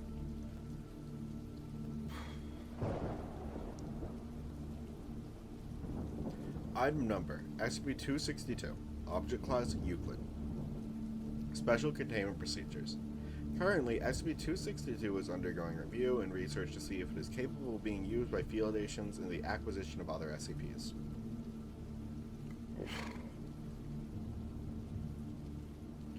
Monitored use by commander-level authority is preferable. It is inadvisable to allow agents unsupervised usage of SCP-262 at this time. When not in use, SCP-262 is kept in a climate-controlled room at Site Redacted, guarded by at least 2 Level 2 security personnel. Description: SCP-262 was a light brown European military-style greatcoat from a period between the late 1500s to the early 1900s. It is without any specific designations or markings, leading researchers to believe it was an original archetype sample intended to be submitted to military officials for approval as part of a new uniform design. The pattern was either rejected or lost because it was never implemented. It is made of wool and extends below the knee on most individuals. Carbon dating of the coat fibers has been inconclusive, placing the age of SCP-262 in the range of 6,200 to 6,400 years old. One explanation is that the wool used to create 262 is perhaps thousands of years old, but the coat itself was cut, sewn, and assembled recently. SCP-262 is capable of manifesting numerous arms from within the dark inner lining. When worn, any subject wearing SCP-262 needs only open the coat to materialize hands and arms, which are somewhat under the subject's control. Most limbs are human in nature and vary in skin tones, length, and strength. A noted few include a reptilian-like scaled tentacle, some 4 meters 13 feet long. 4 semi-transparent arm-like appendages made of cellulose, over 10 meters long, with 4 fingers, 2 elbow-like joints, and no wrists. The clawed paw of a large cat, possibly a cougar or a mountain lion. Several feet and legs that appear randomly. The space under SCP-262 was considered to be non-Euclidean in nature, and the code itself divergent from normal dimensions. In one instance, test subject 402M was told to put SCP-262 over his head. Upon doing so, SCP-262 fell to the ground as the D-Class personnel disappeared under it. Sometime later, fingerprinting of objects that have come into contact with the limbs of SCP-262 have identified one of the arms as that of test subject 402M. Subjects properly wearing SCP-262 are able to manipulate these arms with a varying amount of control. Test subject 301F was able to perform multiple tasks at once, even while unaware and blindfolded, leading researchers to believe that SCP-262 has both perception and awareness of its surrounding, even when the subject does not. Some believe SCP-262 to be fully sentient, due to observing SCP-62 playing a piano with 2 or more hands, though the test subject has no formal training in music, defending itself/subject from multiple attackers. Several limbs fighting one another or even going against the subject's will. At times, when a subject attempts to smoke, a particular limb will remove the cigarette from the subject's mouth and then throw it away. At other times, a different hand will place a cigarette into the subject's mouth and light it through, though the subject dislikes smoking. Great. Acquisition. SCP-262 came into the Foundation's care when the Administrator relinquished his ownership of the coat in the late 20th century. Because of his status, the Administrator is granted special rights which effectively allow him to remain silent about the origins of SCP-262, how he came to possess it, and how he has used it in the past. The Administrator released SCP-262 to the Foundation, stating, "In the right hands, it could be extremely useful. In the wrong hands, it could be extremely dangerous. In my hands, it was becoming extremely dusty and moth-ridden and taking up far too much space in my closet." I like the idea that the Administrator has this, like, super powerful artifact. And he's just like, yeah, I've got better things to do. I don't wanna... This is like the least interesting piece of clothing I have. Here, take this. I have one that can just translocate me wherever the fuck I want. Like, this one lets me walk through walls, disappear, and fly. yeah, exactly. That's mine, though. You can't have that. Addendum 01. Selected notes from further research regarding the properties of SCP-262. Case Study 262-11. Inversion of SCP-262. Trial 7. After putting on SCP-262 properly, Subject 722M attempts to turn the right arm sleeve inside out as he removes his arm. Many disembodied voices cry in apparent pain. Subject 722M is instructed to continue inverting the sleeve. Multiple arms emanating from within the lining of SCP-262 reach out and attack Subject 722M in an attempt to remove the coat. The subject tries to retract his arm, but in doing so, inverts the sleeve of the coat. A long cellulitic arm appears from the opposite inner lining, reaches around and up through the inverted sleeve, grasps subject's caught hand, and pulls violently, the force of which dislocates the subject's shoulder and amputates the arm at the elbow. With SCP-262 in typical position, all emanating arms retreat and audible wailing of voices cease. Subject's wounds are treated and his condition is inconsequential. Don't care, didn't ask. Case Study 262-42. Placement of SCP-262 on a mannequin. Trial 1. SCP-262 is placed on an anatomically correct human male mannequin dressed in typical SCP personnel attire. After several minutes, a single human arm emanating from the inner lining of SCP-262 reaches up towards the mannequin's face. After several prods of apparent curiosity, the arm retreats and no further movement is recorded for the duration of the test. Trial 4. SCP researchers placed 262 over the head and shoulders of a similar but different mannequin. After a few moments, SCP-262 fell to the ground with the entirety of the test mannequin disappearing below it.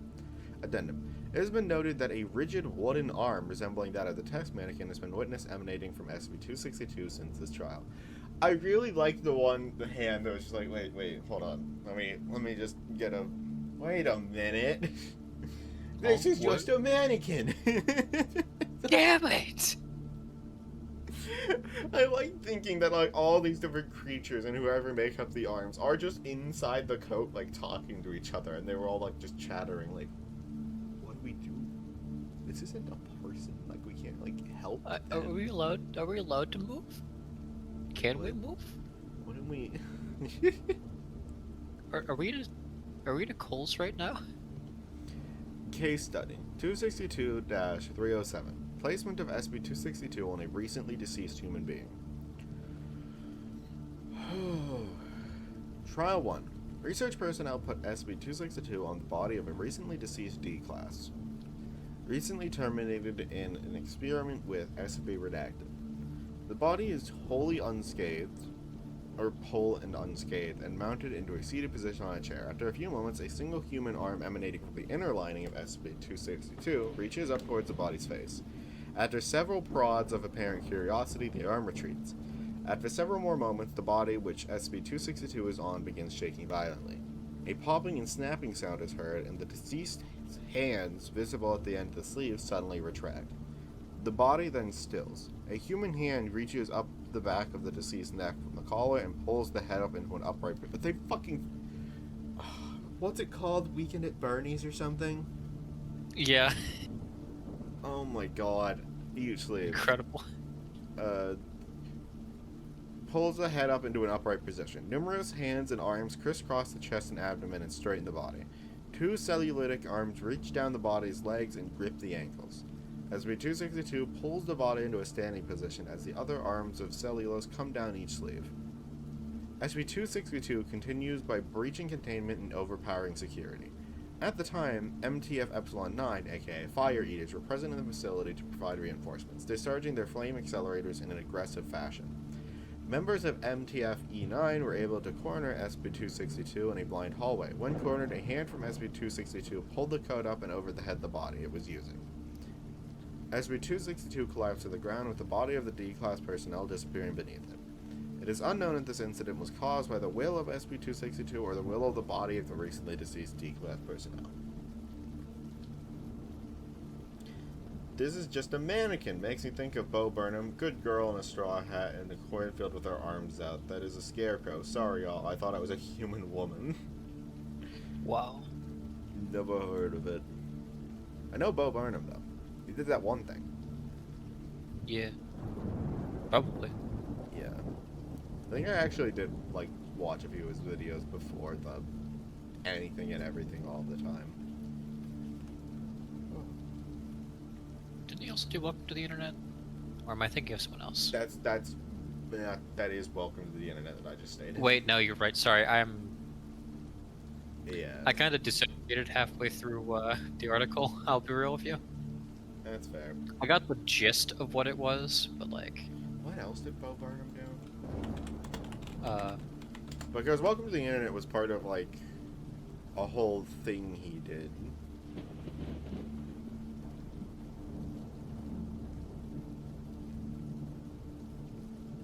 No, I'm not interested in this. How the hell? I typed in Bo Burnham. Where did any of that come from? that's what filled in. Why? That's not what I Fuck typed. you. I don't know, just... Alright. Fuck it. No, do not start autoplaying your video. I don't want that. No. Is this Jeffrey Bezos, the song? Probably. I swear he had more than this. Oh my god. It's Ancient. 17 years ago. 18 years ago! Get me out of here, I feel old. Oh, I mean, I never watched those videos, but Jesus, No, neither the did I, fact that they're but- so prominent. Oh. They're not buried like everything else. Yeah. Try finding one of Jacksepticeye's videos. It's like 20 years old. No. Oh my god. Now I feel old. Hold on, wait a minute.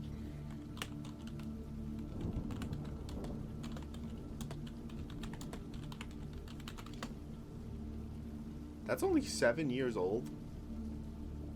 Well, Oh, that I mean, was like 9 years ago. VR McDonald. Okay, that's number one. So yeah, I- 9. That checks out.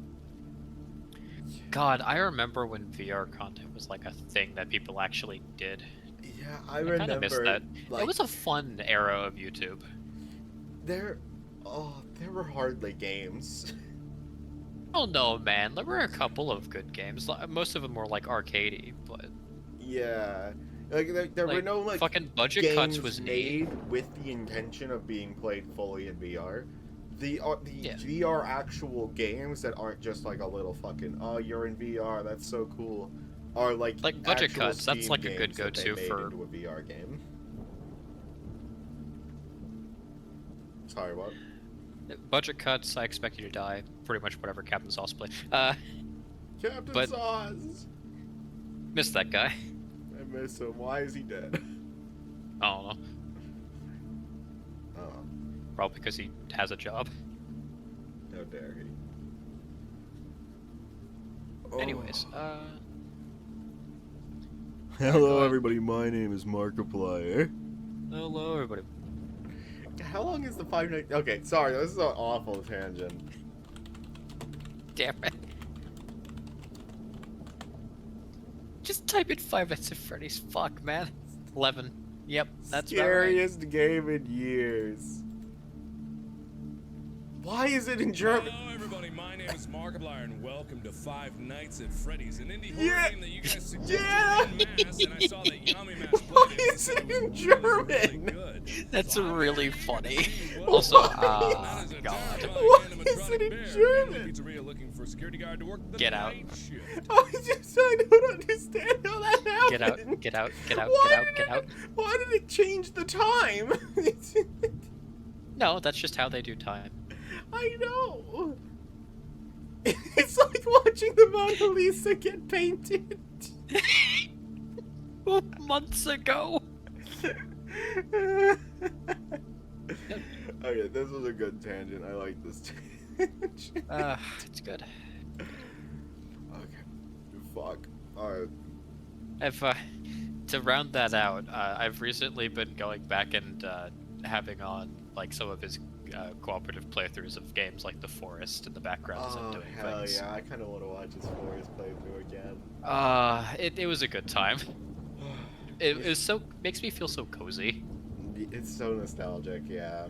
You saw somebody prove that one of his FNAF videos was cheated over a decade. Yeah, after the yeah. fact. And then his reaction on Distractable was, yeah, that sounds about right. He super does not care. Yeah, Lamau. Which, honestly, yeah. I did that shit. It's like, probably. He doesn't fucking remember. Anyways, Me waiting 1,000 years for bro to read the SCP. Shut up. you know what? Fuck you. I'm gonna start talking about things I watched on YouTube. Anyways, read the You know, paper. now I'm gonna go watch Alien Isolation gameplay. You know what? I'm gonna make Helix speedrun Alien Isolation. Yeah. No. I don't want to I'm learn gonna to make click him. through doors. I'm gonna make him do Facehugger Gambit right now. No. Okay, enough. I'm not getting into the For real. speed run mechanics. Read the bar. of Read the Alien article. Isolation. Item number SCP-263. Object class safe. Special containment procedures. SCP-263 is to be stored in a low-value item storage vault at Site 19. It may be removed for testing provided permission from a Level 3 researcher in a fire-resistant area to conduct testing in. All testing with SCP-263 is to be recorded. Subjects testing SCP-263 are allowed a mobile telephone, a PDA, or a netbook computer with full unrestricted access to a complete synchronized copy of the Foundation's databanks, stored in a dedicated database server to guarantee full retrieval of any records entry in no more than 200 milliseconds, if and only if they are terminated immediately after testing has concluded. All records of testing on SCP-263 are to be reviewed by a researcher at Level 4 or higher clearance, and censored where necessary to prevent access to restricted material. All researchers observing SCP-263 during testing are to be administered a local amnestic and have their notes confiscated. Research notes from testing require permission from a researcher with Level 4 clearance to access. Description: SCP-263 is a black and white television bearing the logo of the Thompson Company. It matches no known model of television but has a similar style and construction to televisions built in the year 1961. SCP-263 is fully intact but has sustained minor cosmetic damage to the screen and frame. SCP-263 has been observed to function even when not connected to a power outlet. When switched on, the TV always displays the interior of a studio, whose design bears similarities to studios of television game shows from the 1960s. A large logo saying cash or ash in large stylized letters could be seen on the back wall of the studio. And an unidentified music piece is playing in the studio at all times. I can see where this is going.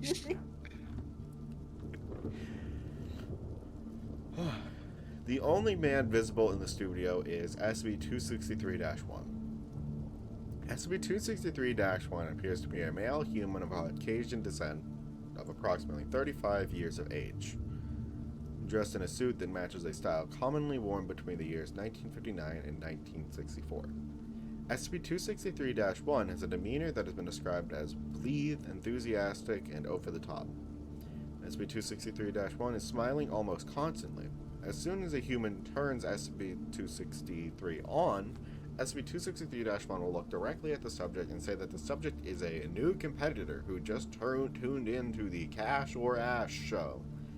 He will then state that he wishes the subject lots of luck in answering 3 fiendish questions and getting the cash and not the ash. SCP-263-1's exact phrasing varies slightly between each uses of SCP-63, or 263. SCP-263-1 will proceed to ask the questions. The questions asked by SCP-263-1 are always related to the environment surrounding SCP-263. If inside of a fully enclosed structure, SCP-263-1 will ask questions about the owner's history and design of the structure. Sorry. If outside of an enclosed structure, SCP-263-1 will ask questions pertaining to the history, geology, ecosystem, and weather patterns of the surrounding area. While inside of the Foundation facility, all of the questions are related to various SCPs in possession or in the records of the Foundation, or about the history and architecture of the site in which it is stored. Many of them are inquiries upon rather basic information easily found in documents accessible by low-level personnel, but some of them concern specific minutiae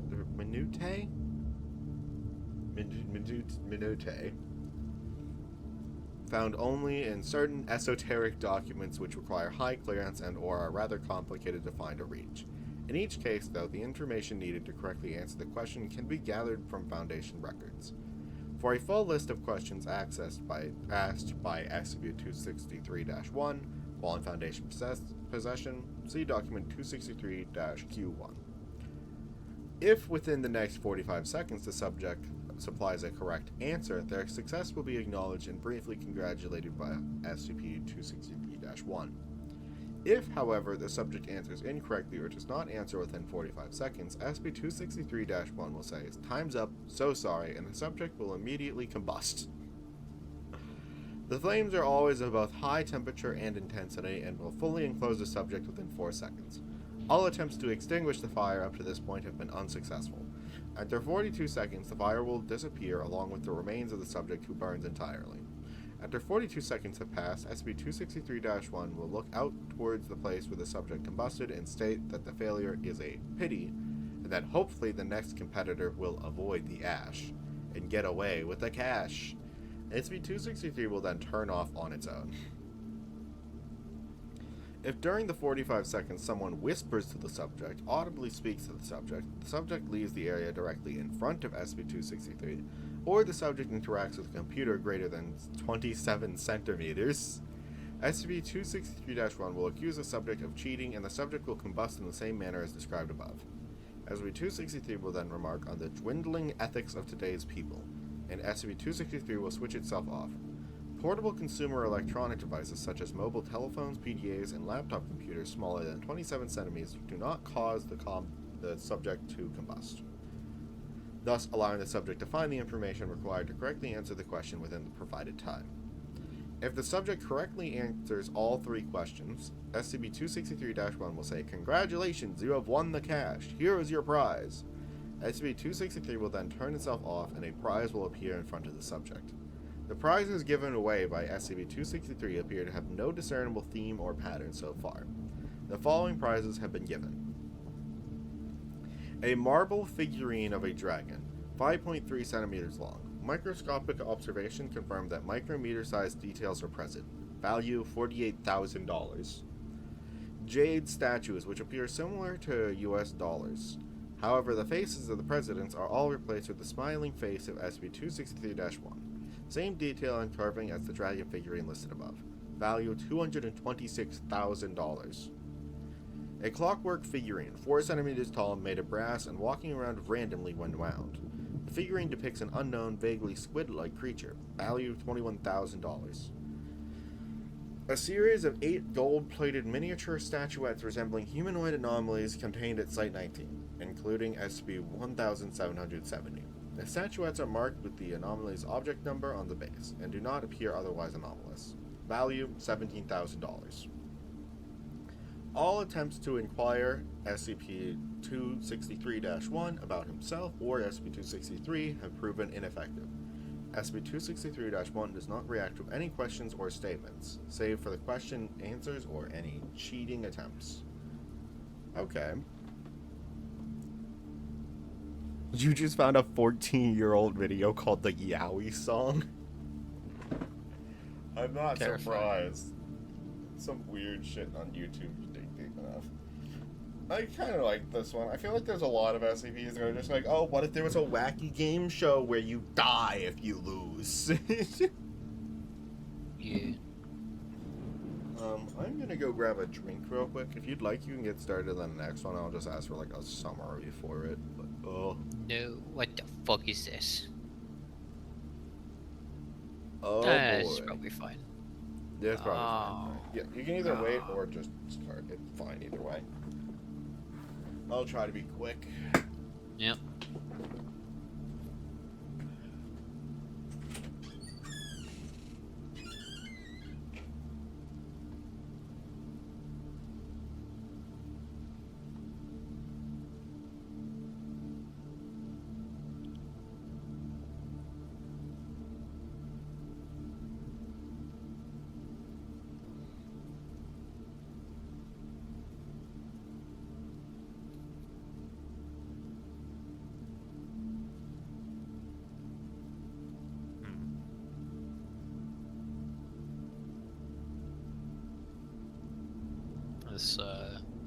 This one reeks of new lore.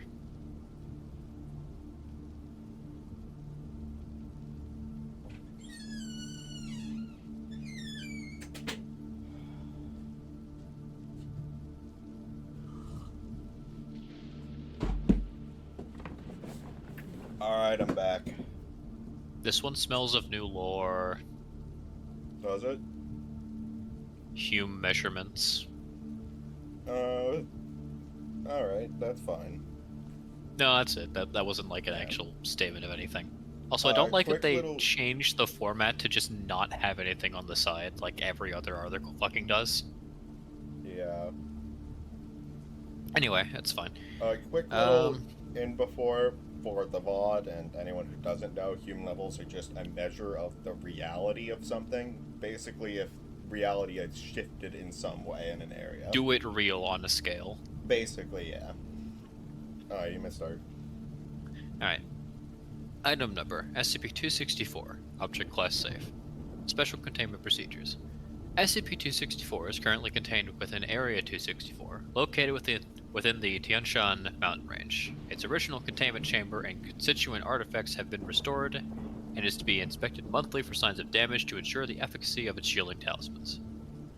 Pilgrims wishing to visit SCP-264 are to be registered and vetted at the outer gate of Area 264 before admittance. Personnel are not permitted within a 1 meter radius of SCP-264 itself, with the exception of testing and observation. Description: SCP-264 is the preserved cadaver of a hominin woman. So small there.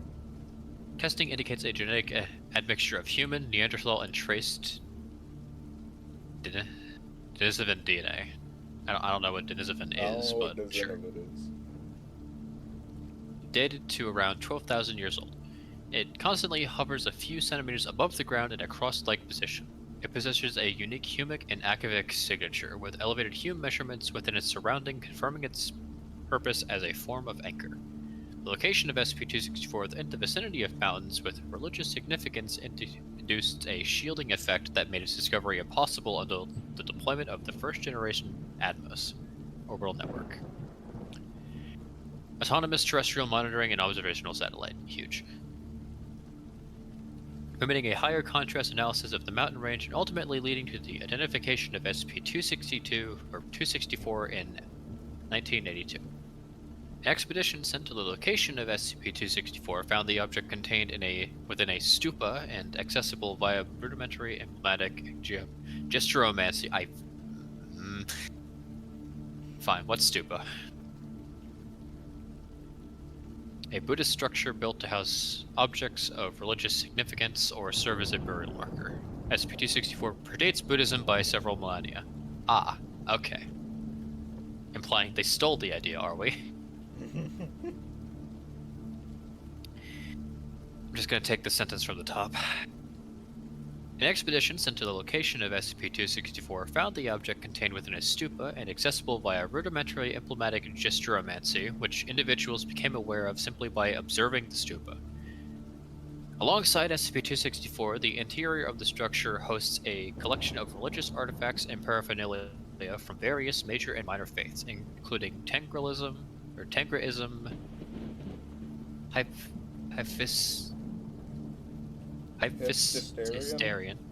Hysterian, Judaism, Taiping Taoism, and Anglican Christianity. Anglican. These objects are not Anglican Christianity. Anglican, whatever. I think that's real.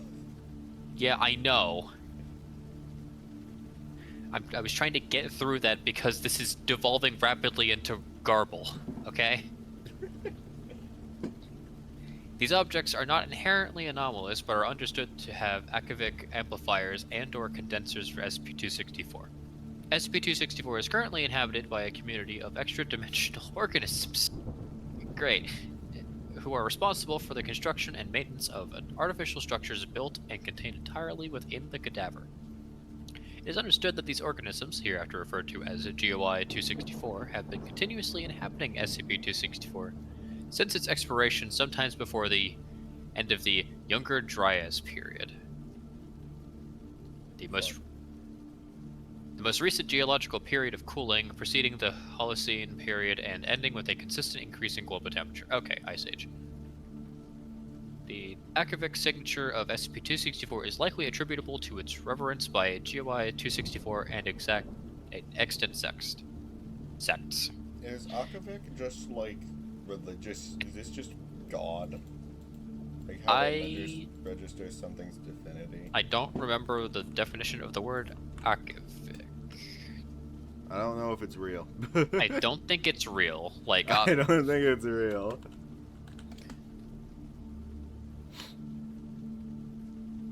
Akiva radiation, I do think. Radiation.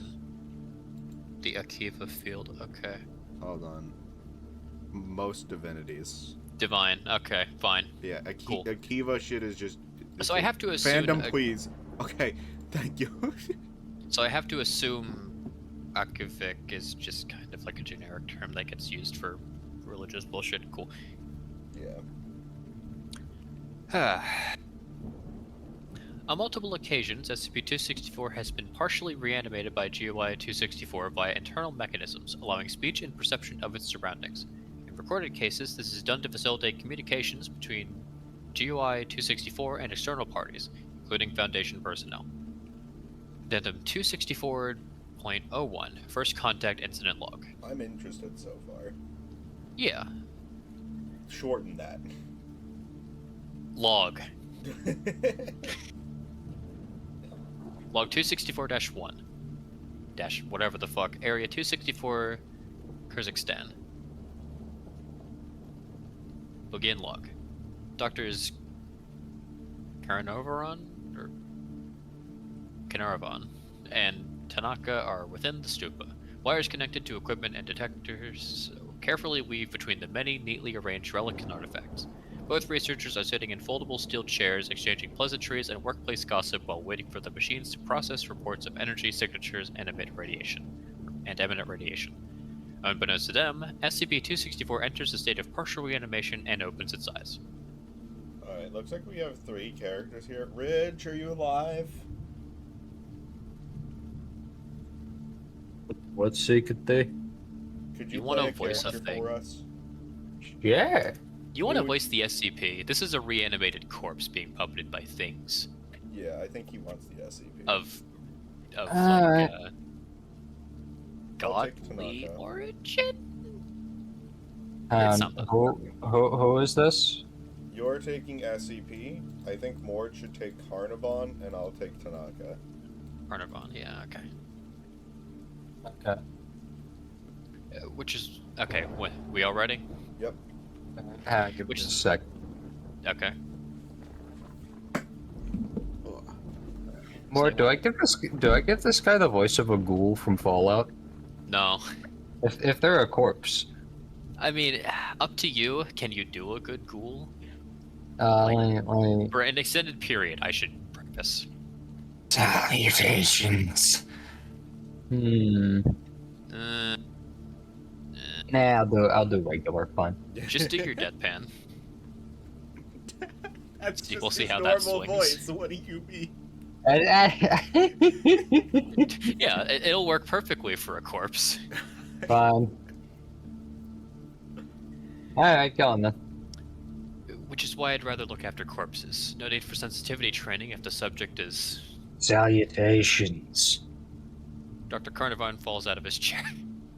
Apologies, we did not mean to alarm you. It's still alive. It speaks. Yes, but we? Correct. We had to make sure we load the right lexicon for attempting communication, so do forgive us for eavesdropping a bit. You've quite the vocabulary for a 12,000-year-old corpse. What are you? Some sort of hive mind? We understand your confusion, but we are not a Gestalt intelligence. This was once a corpse, but it is now a vessel, and we are those who operate this vessel. Come closer and you'll see. Thank you for the offer, but I think... Dr. Carnivon picks himself up and walks towards SCP-264 without hesitation.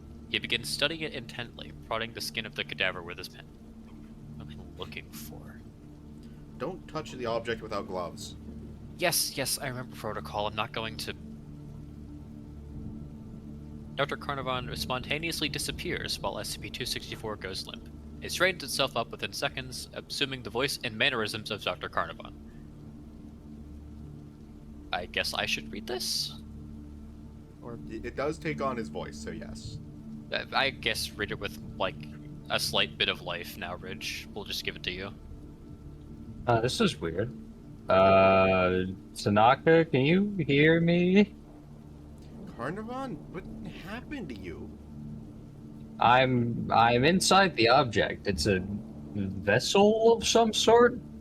Kind of like a submarine, but the eye sockets are large observation windows. I can see you. How are you speaking through SCP-264? There are people in here, Tanaka. They let me use what I can only assume are the voice controls. Oh, hang on. Just a sec. Dr. Carnivon materializes back into the stupa. SCP-264 falls limp once more as it changes controllers. Incredible. There must be hundreds of people in the eye sockets alone. We thought it would be more direct to show you what we are with your own eyes. Who are you people? There's no direct translation for what we are in your tongue. The closest word available to us is pilgrims. End log.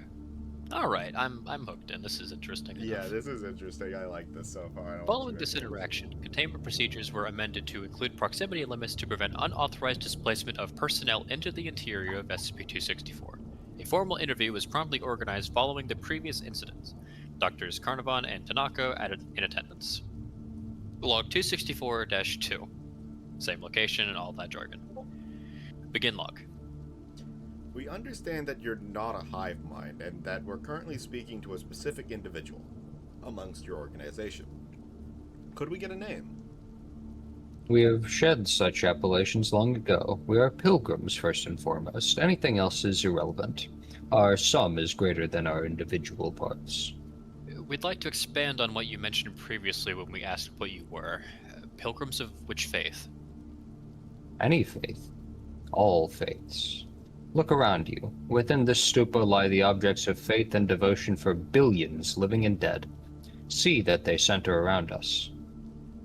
This vessel is Jerusalem, Mecca, Yazd, approximations of analogs within this world to be sure, but is as close as translation permits. A pilgrimage necessitates a pilgrimage, so where to? A simple answer, one that we have answered many times before. It is a word present in every world that all the more affirms our sacred path. We journey to heaven, nirvana, paradise, ataraxia, whatever term you wish to call it. In what sense? There are several interpretations of heaven, depending on which faith you ask. Misguided interpretations. There are sets heavens, facsimiles of derivatives of retellings. True heaven lies beyond. We are united in faith across worlds, across realms, across planes of existence, all towards attaining the perfect end that which all life is promised. One moment. Realms? Planes of existence? We thought you would have surmised from the start that we are not of this plane. Every world is a branch on a tree, and our collective faith spans over forests. We'd prefer direct confirmation rather than illusions. I take it your pilgrimage is hence a multidimensional affair? But why? True heaven lies beyond. It is beyond any single one of us. Consider the tale of the Tower of Babylon. It is old enough that most worlds have some version written down. In their naivete and arrogance, mankind attempted to build a tower to heaven, only to be struck down by wrathful deities. Humanity is punished in some form or another, but such is the cost for trifling with gods and their petty domains. True heaven lies beyond gods. It is a painful lesson, but a lesson nonetheless. It is how most worlds shed their dependence on gods. Science, logic, and reason dominate humanity thereafter, but as we have all come to understand, true heaven lies beyond the skies. We understand that this world has also arrived at this conclusion. The earth was blue, but there was no god. Garen didn't actually say that. Gaga who? Sorry. Gaga who got me. Aw. All this like super serious like religion talking is just like Gaga What who? the Oh, not important. Please continue. Ultimately, we had come to understand that true heaven lay beyond worlds. Once we had mastered the art and science of tunneling to other worlds, we arrived at a profound realization that many others experienced the same revelation. We were pilgrims emerging from a fog of ignorance and misplaced faith, only to find that there were others walking our path alongside us the entire time. Is there any evidence of this true heaven that you speak of actually existing? Dr. Tanaka glares at Dr. Carnarvon for tactlessly introducing this question. Worry not, this is a frequently asked question. True heaven can be likened to the peak of a mountain. A mountain must have a peak because it is a mountain, but we may only know which of its peaks is the highest when one scales it, and sees for themselves that there is nothing beyond. Heaven exists because it must, and for what other reason have all worlds invented a word for it? Would you have known if you had found this true heaven? That we would. You would feel it in your hearts as we do. It is an implicit understanding ingrained in the conscious mind. For this, we too have documentation. Medical records, autopsies. On very rare occasions, individuals may attain a spontaneous visualization of true heaven. It comes as a sensation of lucidity amidst the slumber of the young, old, or sick, during which they begin a process of displacement between realms. Our instruments record unique brain activity, and we know from psychic measurements that true heaven is a realm of pure light, among other elaborations. We do not understand the underlying factors, and it may well be purely random chance. But from what remains, we have confirmed that these individuals have tunneled to true heaven. To summarize, your evidence that true heaven exists in some interdimensional space is comprised of philosophical conjectures and an alleged random displacement or tunneling process. It is a multiversal truth. It must exist because the concept exists. There's an innate awareness in all of us that there is something out there after the end. True heaven is known to us because we have dug deep enough within ourselves to discover this truth. And so we set off on our pilgrimage across worlds, spiraling ever upwards towards heaven. Or downwards, depending on how the cultural fabric of your world was spun. You mentioned a vessel. Are we to understand you refer to this woman's cadaver? Correct. She was the first we met in this world, when we spoke to her through the cracks between this world and ours.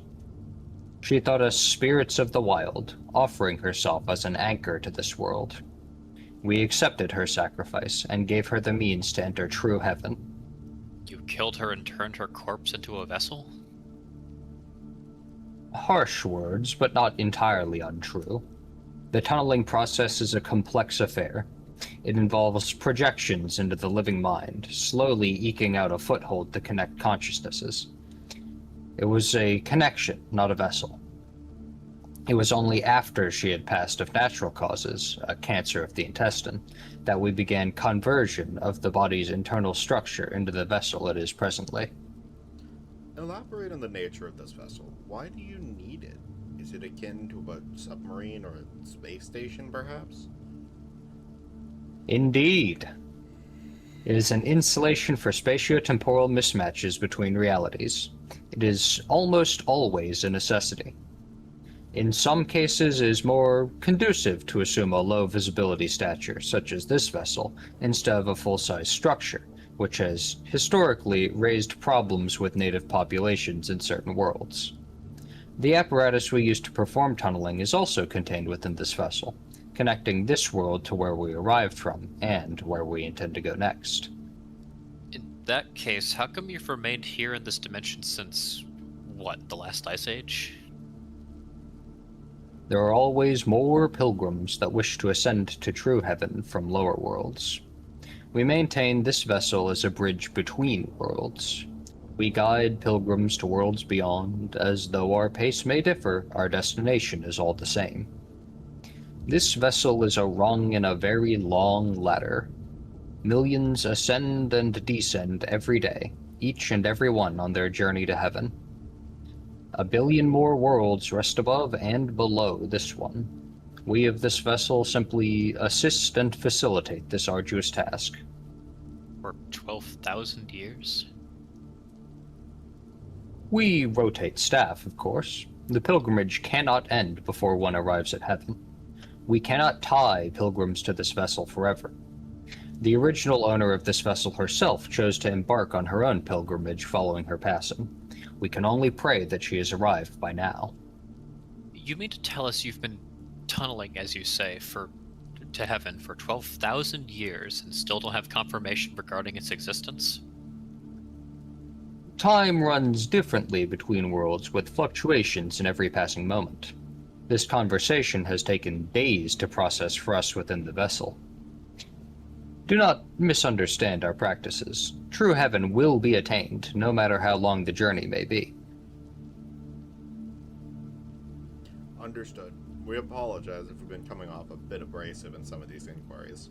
Regardless, this has been a most productive exchange, but we have one final question. What degree of influence do you exert over the inhabitants of this dimension? Given that you've probably hollowed out the cadaver to fit your equipment, it can't ambulate. Won't just go around collecting religious artifacts. We have encountered 1 million versions of you. Kingdoms and domains and organizations like yours. Some friendly, others hostile. We do not engage in proselytization specifically to avoid drawing the ire of these actors. Alas, revelations cannot be kept under lock and key forever. Conceptualizations of true heaven can occur spontaneously, without rhyme or reason. You may call them heresies, anathema, haram, but the believers in this world are drawn here regardless. They understand that which lies beyond what the faiths of this world can promise them. They find this vessel of their own will and capabilities, And who are we to deny the faithful their passage to heaven? Often they will bring objects of their old faith here, to serve as mementos and tribute. But most importantly, as a token of recognition that whatever they used to believe in is merely an abstraction of what truly is, of what true heaven is. Dr. Carnarvon begins to open his mouth to speak, but has his leg kicked by Dr. Kanaka. You're made silent. Alright, this concludes the interview. Thank you for your cooperation. A few final words. Consider them when deliberating on how your organization chooses to interact with us and this vessel moving forward. We are a rung in a very long ladder, a rung which sits upon 1,000,000 worlds. To break this connection is to provoke the fury of every single one. This has happened before. Do not let this happen here. Rest assured, we will communicate your concerns to our superiors. End of log. How long is this damn interview, bro? I liked it. It was good. Yeah. Like In this- retrospect, I probably shouldn't have yeah. given Rich the SCP, but he did good with it. I more so I just think mean he I did didn't want great to with force it. him I to think it read was so the right much. choice. I think I he got was perfect. Yeah, no, he did fantastic. It's just didn't mean to throw the at him. For I a should've while there, I was like, do I have more lines? You were complaining. My character got faced out so he'd stop citing anti-religious rhetoric at the fucking entities that are on their way to heaven. Yeah. Real boy version. Your character kind of deserved it, though. He kept just being like, are you yeah, sure your I'm pretty- god exists? This thing you've been working towards for I'm 12,000 pretty sure years. my Are you sure character it's was not bordering dumb on and being a stupid? redditor. Anyways, Yeah. Alright, finish this off. Addendum 264.02 Analysis of SCP-264 Supplementary Materials. In follow-up interviews, documents pertaining to evidence of true heaven were received and analyzed by Foundation medical personnel. It was found that all medical records of a tunneling to true heaven were consistent with fatalities associated with SCP-3966. Based on current understanding of SCP-264's internal mechanisms and interdimensional displacement technology, it is highly unlikely there is any further overlap between the two anomalies. This information is not to be communicated to GOI 264. Yeah. That's probably been the best. Am I gonna be able to figure out what this is from, like, a quick overview? No. This is actually not too big.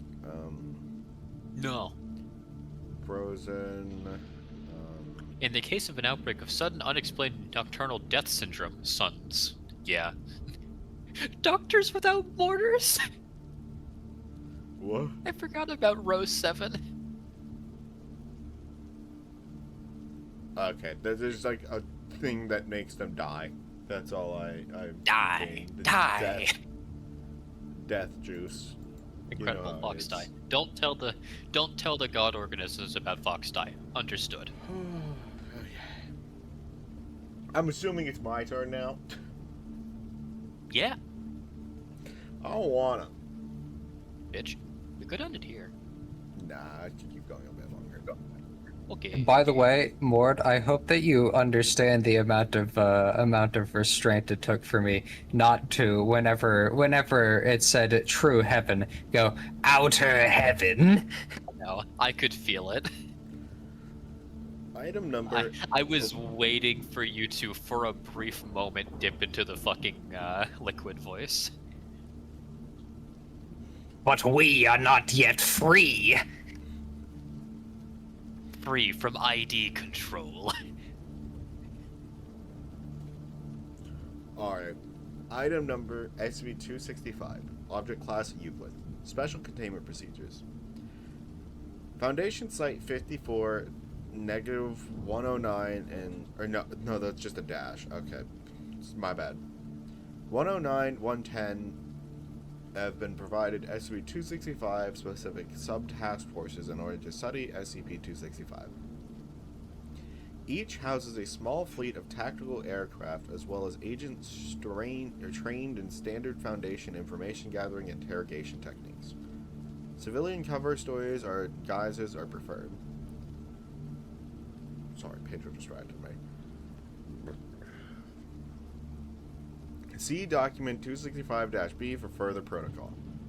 Local news outlets are to be scanned for signs of SCP-265 and teams are to investigate possible encounters. Specific protocol is to be arranged on an incident-by-incident basis. Agents are not to instigate violence towards SCP-265 until a better understanding of its nature can be ascertained.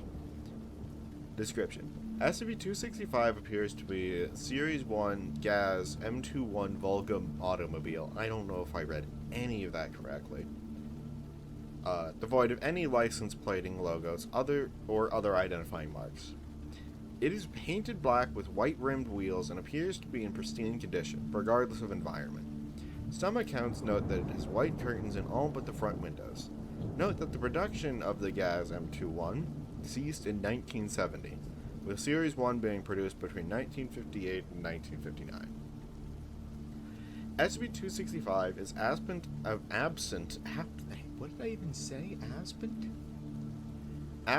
of human occupants and appears to travel under its own power. Other details vary between encounters. It's common for individuals to report that SCP-265 is silent while traveling, while others hear its engine idling for an extended period of time before noticing it nearby. Similarly, some encounters result in the vehicle leaving physical evidence such as tread marks on roads, where other encounters leave no physical traces. SCP-265 nearly always appears in scenarios which commonly elicit dread and paranoia in subjects, such as following lone travelers and idling in home driveways for a short while before driving off. SCP-265 has been encountered throughout rural Poland, far from urban centers, but occasionally passing through small rural communities with populations under 500. It has been encountered at various times late in the day, with confirmed encounters having occurred at any time between 18:29 hours and 08:13 hours. There have only been 2 confirmed encounters of the phenomenon between 0900 and 1700 hours. SCP-265 normally moves at about 65 kilometers an hour, approximately 40 miles per hour, but has been recorded exceeding 400 kilometers an hour in isolated instances, 250 miles per hour. Addendum: Foundation capture attempt. Is this where it went 400 kilometers an hour? At 2311 on Redacted, a vehicle matching SCP-265's description was seen idling outside a Foundation-controlled weather station at Redacted. After visually confirming the lack of human occupancy, a pursuit team included 1 helicopter and 4 high-performance off-road vehicles were dispatched from nearby Site 109 to follow and attempt to capture the vehicle. SCP-265 quickly accelerated to an excess of 200 kilometers an hour and showed an unexplainable degree of maneuverability. The helicopter continued pursuit until SCP-265 vanished into a densely forested area. The following search of the area found no trace of any vehicle, but incomplete human remains were discovered 4 kilometers away in a waterlogged area. Is that, like, related?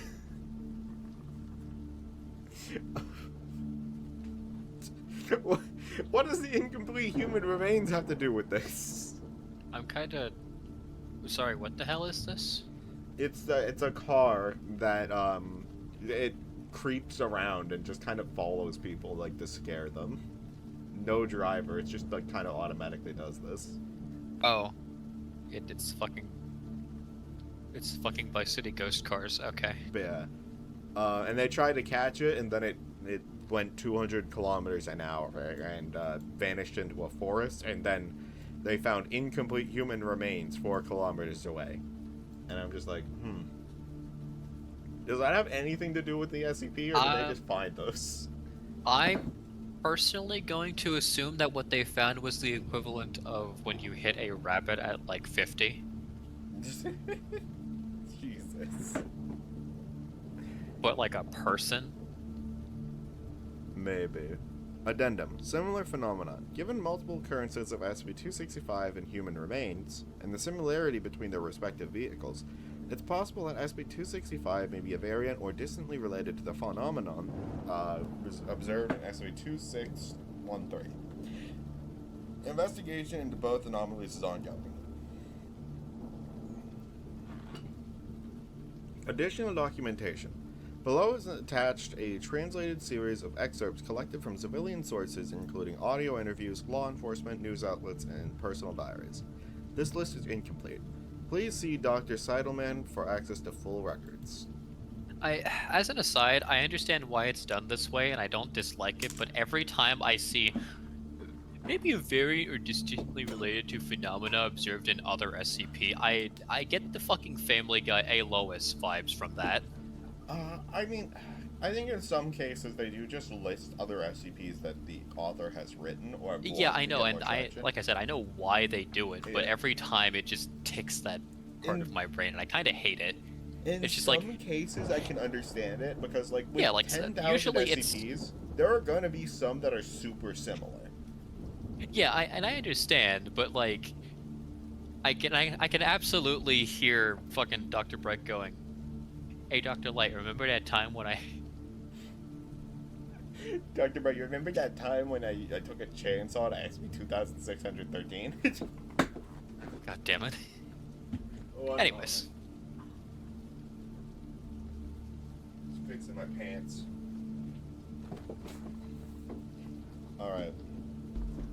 Record. Incident transcript 265, 1973, 4-3. Recovered from police records of redacted.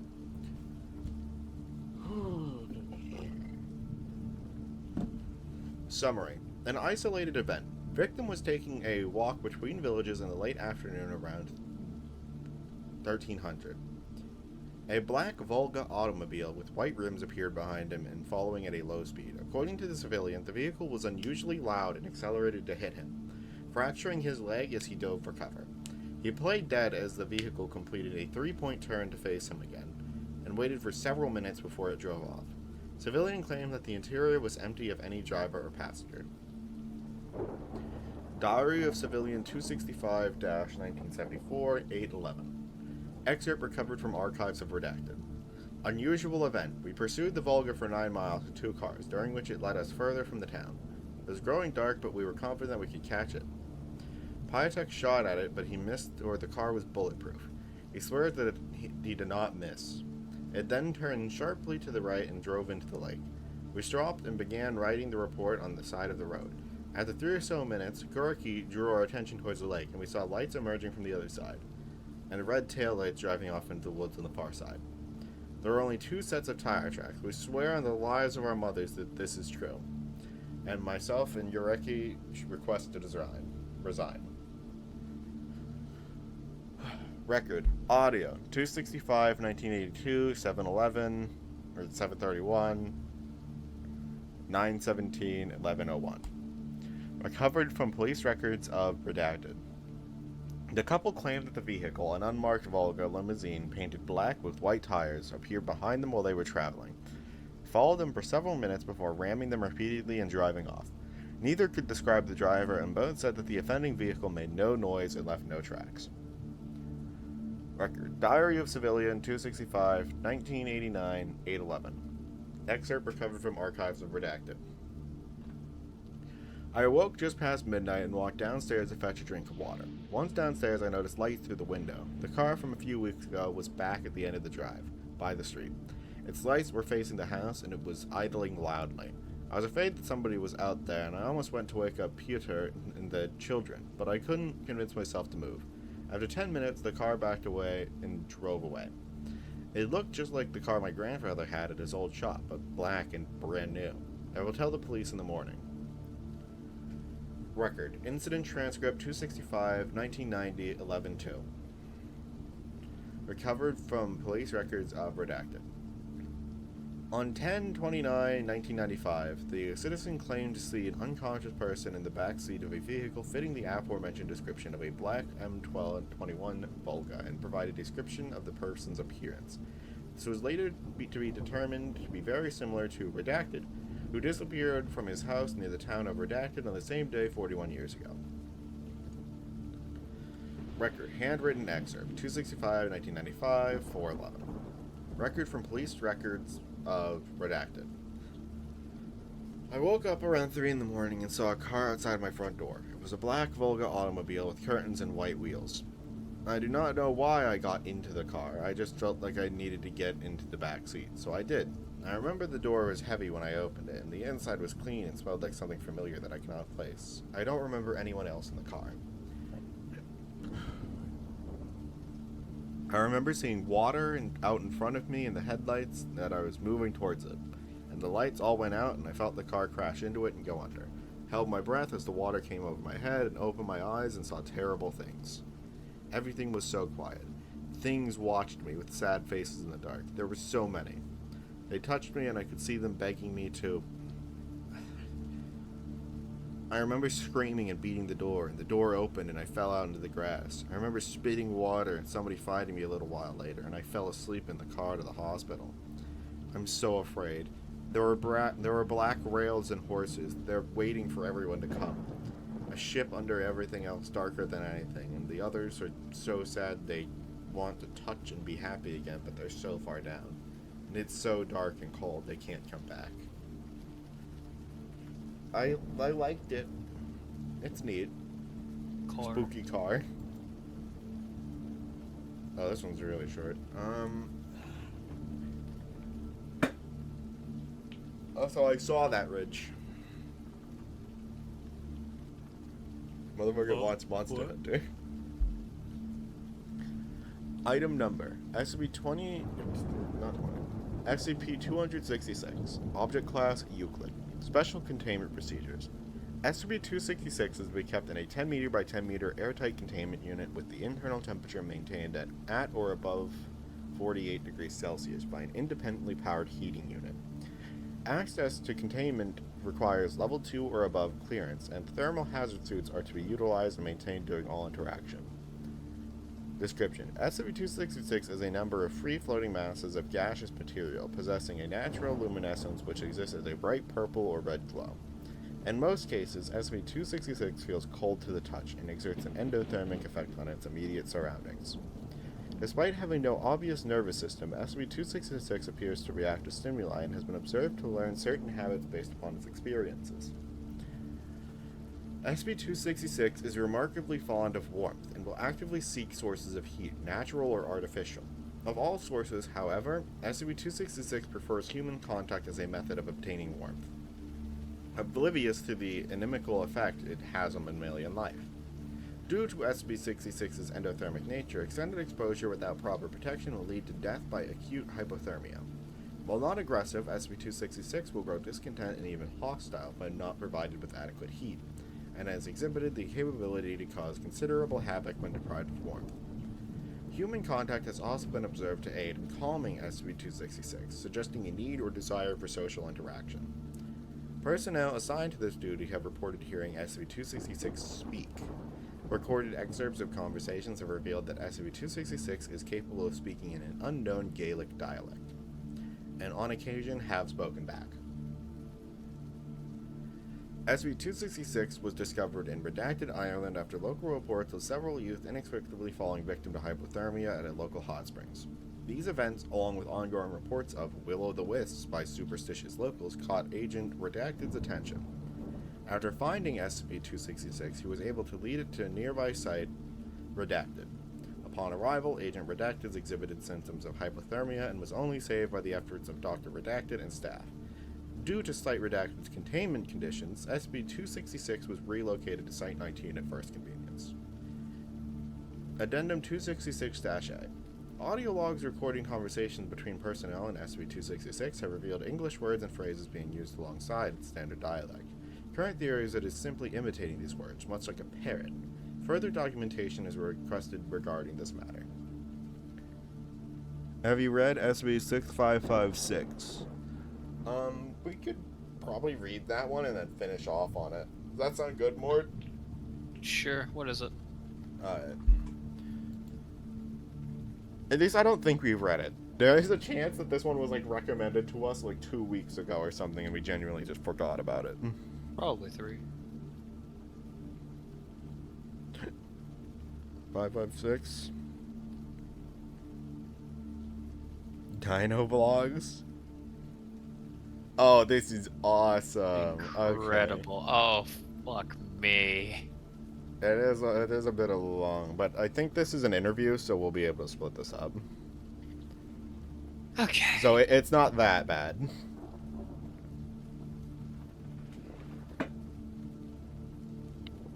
Start whenever.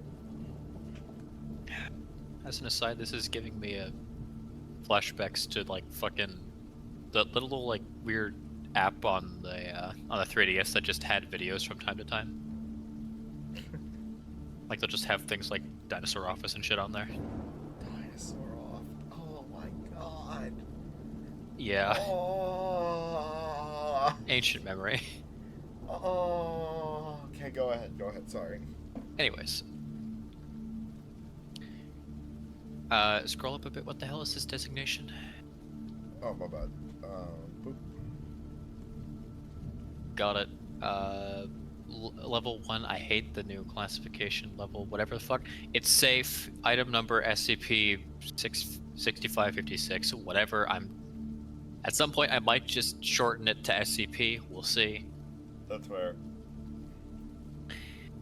Special Containment Procedures. A DNS hijack protocol has been implemented by Foundation web crawlers in order to redirect anyone attempting to access the SCP-6556 channel or collection of videos. An alert has been set in place for any future activity by the channel. Description. SCP-6556 is a channel on the online video sharing platform YouTube titled The Life of Rex. The videos uploaded to the channel demonstrate a number of anomalous properties, namely the inclusion of living, anatomically correct dinosaurs filled with what appears to be filmed in what appears to be the Mesozoic time period.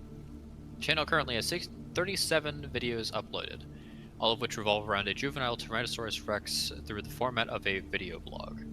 The content contained within the video is, for the most part, highly anachronistic.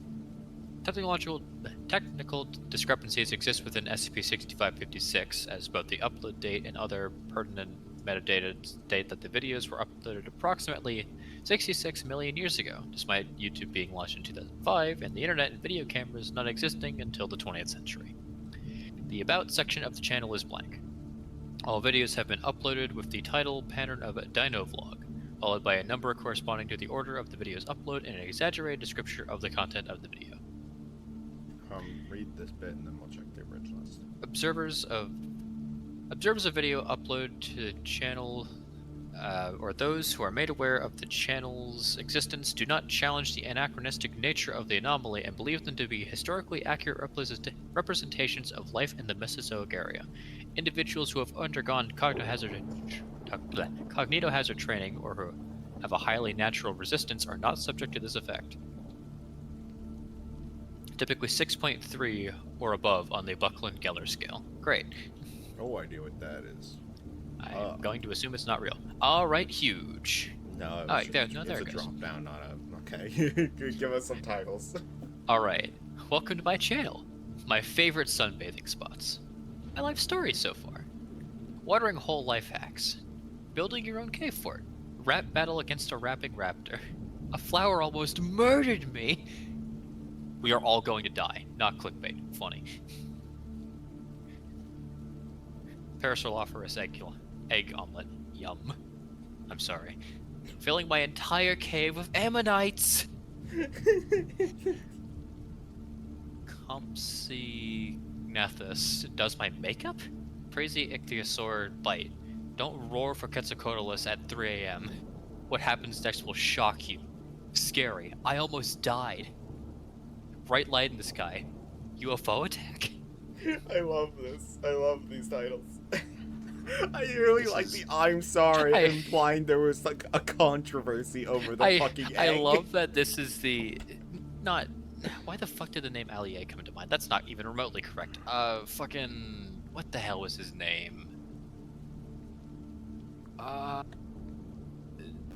Guy who popularized the fucking 3 a.m. bullshit for a while. What the hell was his name? I don't know. Whatever. You get what I mean. Emoga Socioposter at 3 a.m. I'm going to force feed you one of those potions. It's almost certainly arsenic. Anyways, Addendum 1. Forward. The following recorded Zoom footage was retrieved from NAPC conference organizers as part of the initial investigation into the incident. Only footage pertinent to the investigation of SCP-6556 has been included. How many people do we have? Smith and Grant and Malcolm. And I'll take Ty, I guess. Oh fuck, there's also There's also Ty- there's also like Harris. 5 people Fuck here. me. Okay. We might want to just fucking wing it. Oh god damn it.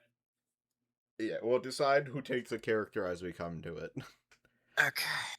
I guess I'll take Malcolm. Yeah, You and can then take I'll Grant. take Those will Grant. be And locked anytime we in. get to one who like doesn't have somebody yet, the person who wasn't reading before reads that one. Yeah. All right. All right. Thank you, Dr. Short, for that fascinating look at the limitations of the caterpillar theory. Up next, we have Dr. Eleanor Grant with an interactive presentation on new evidence of toxic flora at the end of the Cretaceous period. Just give me. There we go. You should be able to screen share now. Take it away. Thanks, Greg. Today I'm going to be presenting on some new evidence that reinforces my prior work on the theory that the meteoric impact at Chicxulub may have been preceded by a smaller extinction process resulting from the development of toxic flora, wreaking havoc on the diet of late Cretaceous herbivores. Dr. Grant begins to play a YouTube video in the SCP-60. I'm just going to say SCP. In the SCP collection titled Dino Vlog 22, A Flower Almost Murdered Me. After the title card, the video opens with T-Rex holding the recording device.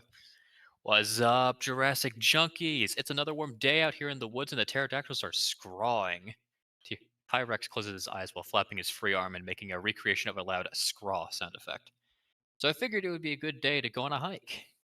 Footage cuts to a montage with a remix of various dinosaur vocalizations playing while T-Rex walks through a wooded area, often focusing on various megaflora in the distance or smaller animals skittering away in clearings, before returning to a shot of T-Rex standing in front of a small plant with what appears to be berries.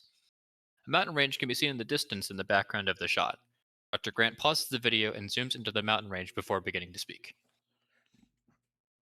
See here, through comparison to estimated mass of the era, I'm confident that these are the Rocky Mountains, placing Rex in roughly the area that would one day be Canada. Dr. Grant zooms out and then back in on the plant behind T-Rex. And here we have a clear example of a rudimentary angiosperm with T-Rex. Now watch as... Dr. Grant, I'm sorry, but I have to say something. This is ridiculous. Excuse me? What you're about to claim is not possible. You see those fern-like leaves? There is clearly some kind of Pteridiosporum and nothing more. A completely harmless plant that existed for millions of years prior to the decline. There's no way it poisoned anything, or the decline would have been seen much easier. I appreciate your ambition, but this does not stand up to academic rigor. Oh, wait a minute. Okay, Harris is mine. Okay. Actually, I think Dr. Grant is right on this one, Jim. We don't really know what the early angiosperms looked like, so theoretically they could have had leaves like that. If you read the paper on the theories surrounding... Exactly. Theories. Until you have verifiable evidence, there is no way I'm going to believe any of this. You know better than to espouse that logic. You look at the same rocks as we do. Sorry, everyone, but before this gets too heated, I think we should also look at the source of this evidence. Dr. Smith and Harris are in agreement. The title of this video is clearly clickbait, so we can't make any assumptions that T-Rex hadn't altered the plant somehow to give the presented reaction. I love this. I think you were Malcolm.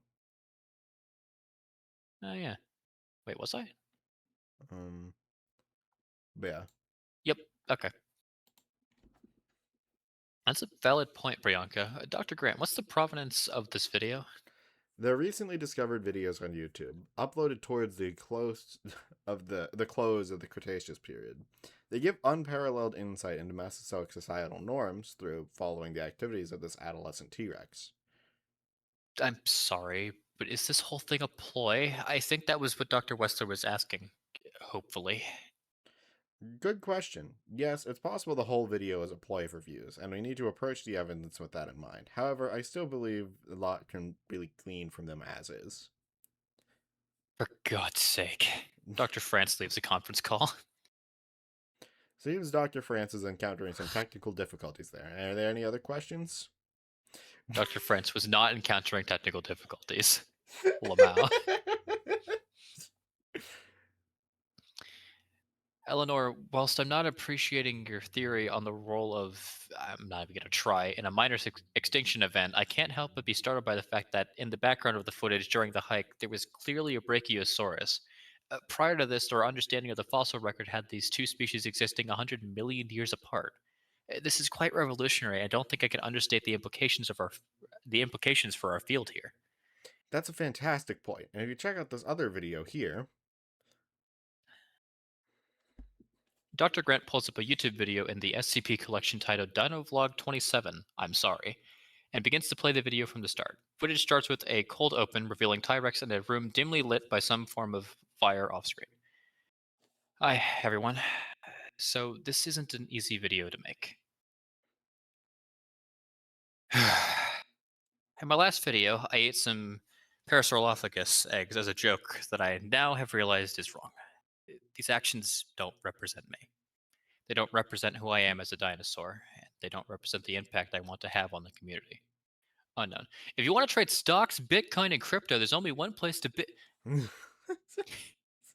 I was right, by the way. Yeah. Oops, sorry, I didn't realize it'd be ads. Let me skip that. At the time, I was unaware of the hurt this would cause, but now I am, so I apologize for being unaware of the impact my actions at the time I undertook them.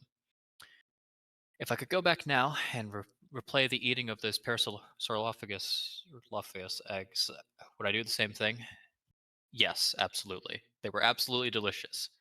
But I do it knowing the full consequences of my actions. Going forward, I want to take this lesson, learn from it, and grow. You can see that T-Rex was also vlogging during his own time period as well, giving us a fantastic view into the world of not only the days of the Tyrannosaurus Rex, but the entire age of the dinosaurs. And I think... Dr. Grant is interrupted by Miss Stefan, who has been silent on the call until this point. There we go. Sorry, I couldn't figure out how to unmute myself. But do none of you see an issue with the fact that that's a real dinosaur speaking perfect English, modern English, in what appears to be a Canadian accent? Oh, And it's on the internet. The internet. Created 66 million years after dinosaurs went extinct. Am I the only one here realizing this? Well, this is slightly embarrassing. And it's vlogging! I'm so sorry, everyone. It appears I've made a terrible oversight. No, it's alright, Ellie. We've all been under a lot of stress lately. I thought I was going crazy for a moment. I don't know how I didn't see it at first. This completely revolutionizes everything. Dinosaurs invented the internet! All other conference participants unmute themselves and begin enthusiastically voicing their agreement. Oh, come on! Afterward, during the 10-minute recess, Foundation operators were notified of the event and amnestics were administered at the homes of each attendee. Yeah. This one is really good. I do really like it. Just the fucking... I love these like later shit posts, but they take themselves just seriously enough. They don't like it's not too much of a wink and nod to be like pandering. This is very well done. Dr. Dr. France France was was not encountering technical difficulties. I really like the use of having it, only affect people to a certain degree, and like if they have enough of a mental I do resistance like how against some it, people are just it's just like normal. And so there's just like these two people in complete lucidity this entire time. Like, what the fuck are these people talking about? What? What? I feel like I'm taking crazy pills. Oh. These no. are my fellow professionals in my field, huh? Yes. Also, I love that Mrs. Stefan, Yeah, she couldn't figure she couldn't figure out how to unmute herself. And once she I like how figured out she's the such a only. simple thing, she's like, "Are you guys fucking dumb?" This is like, I like how she's the only one who doesn't have a doctorate, allegedly, and she's the one pointing that out. That's fantastic. and I- it's vlogging. I almost wanna. And it's vlogging.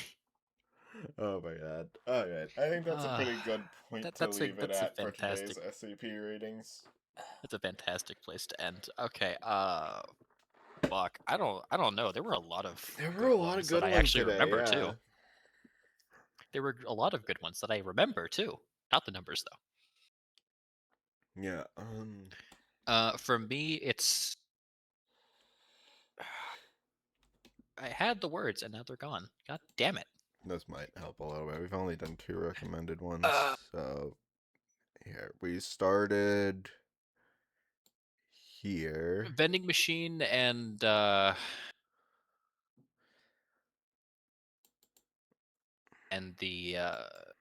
pilgrims. I guess skeleton temple was it? I think so. Yeah. Because it couldn't have been Yeah, Tash skeleton or Ash, temple because or pan-dimensional vending. Either one of those are probably my I favorites. think But I might take dinosaurs. Skeleton Temple, and you can take Pan-Dimensional Vending. Yeah, but fucking dinosaur office over there is really funny.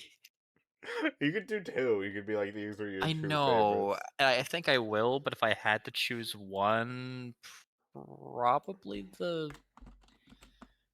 vending machine, only because there's more still to read there, and it covered a lot of ground with its basic premise. But I love the dinosaur one for how like self-contained it is. Yeah. Which is like, okay, yeah, if anyone tries to access this, no, they won't. And then the dinosaur Simple one. as.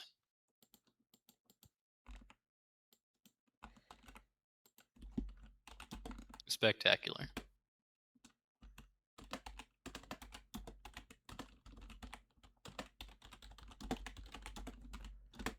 Okay, what was my favorite then?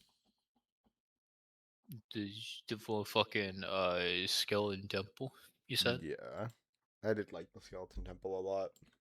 Yeah. There we go. A wide list of things that we liked today for very different reasons.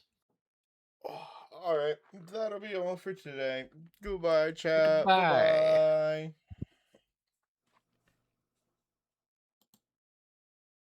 Holy shit.